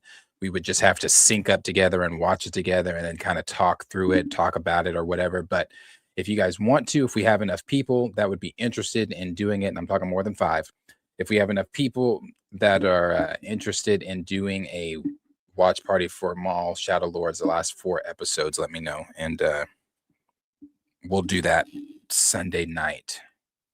So you guys let me know what you guys are thinking about that. And we'll do that if there's enough people that are wanting to.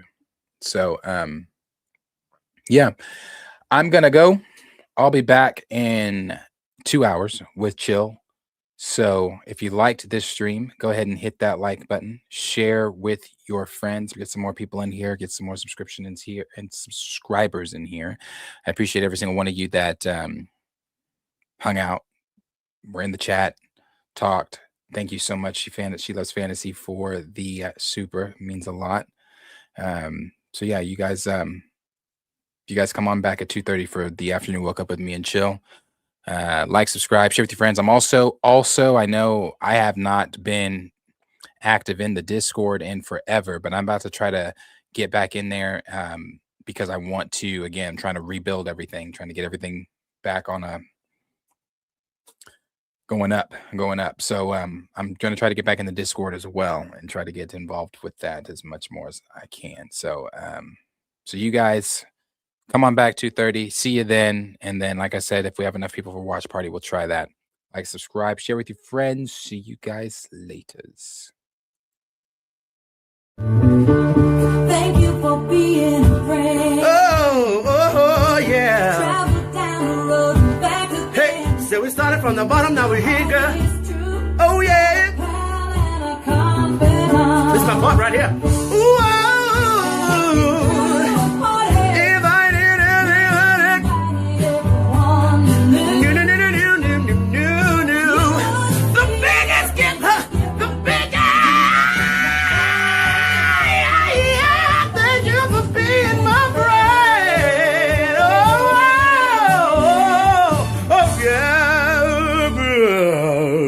Hallelujah.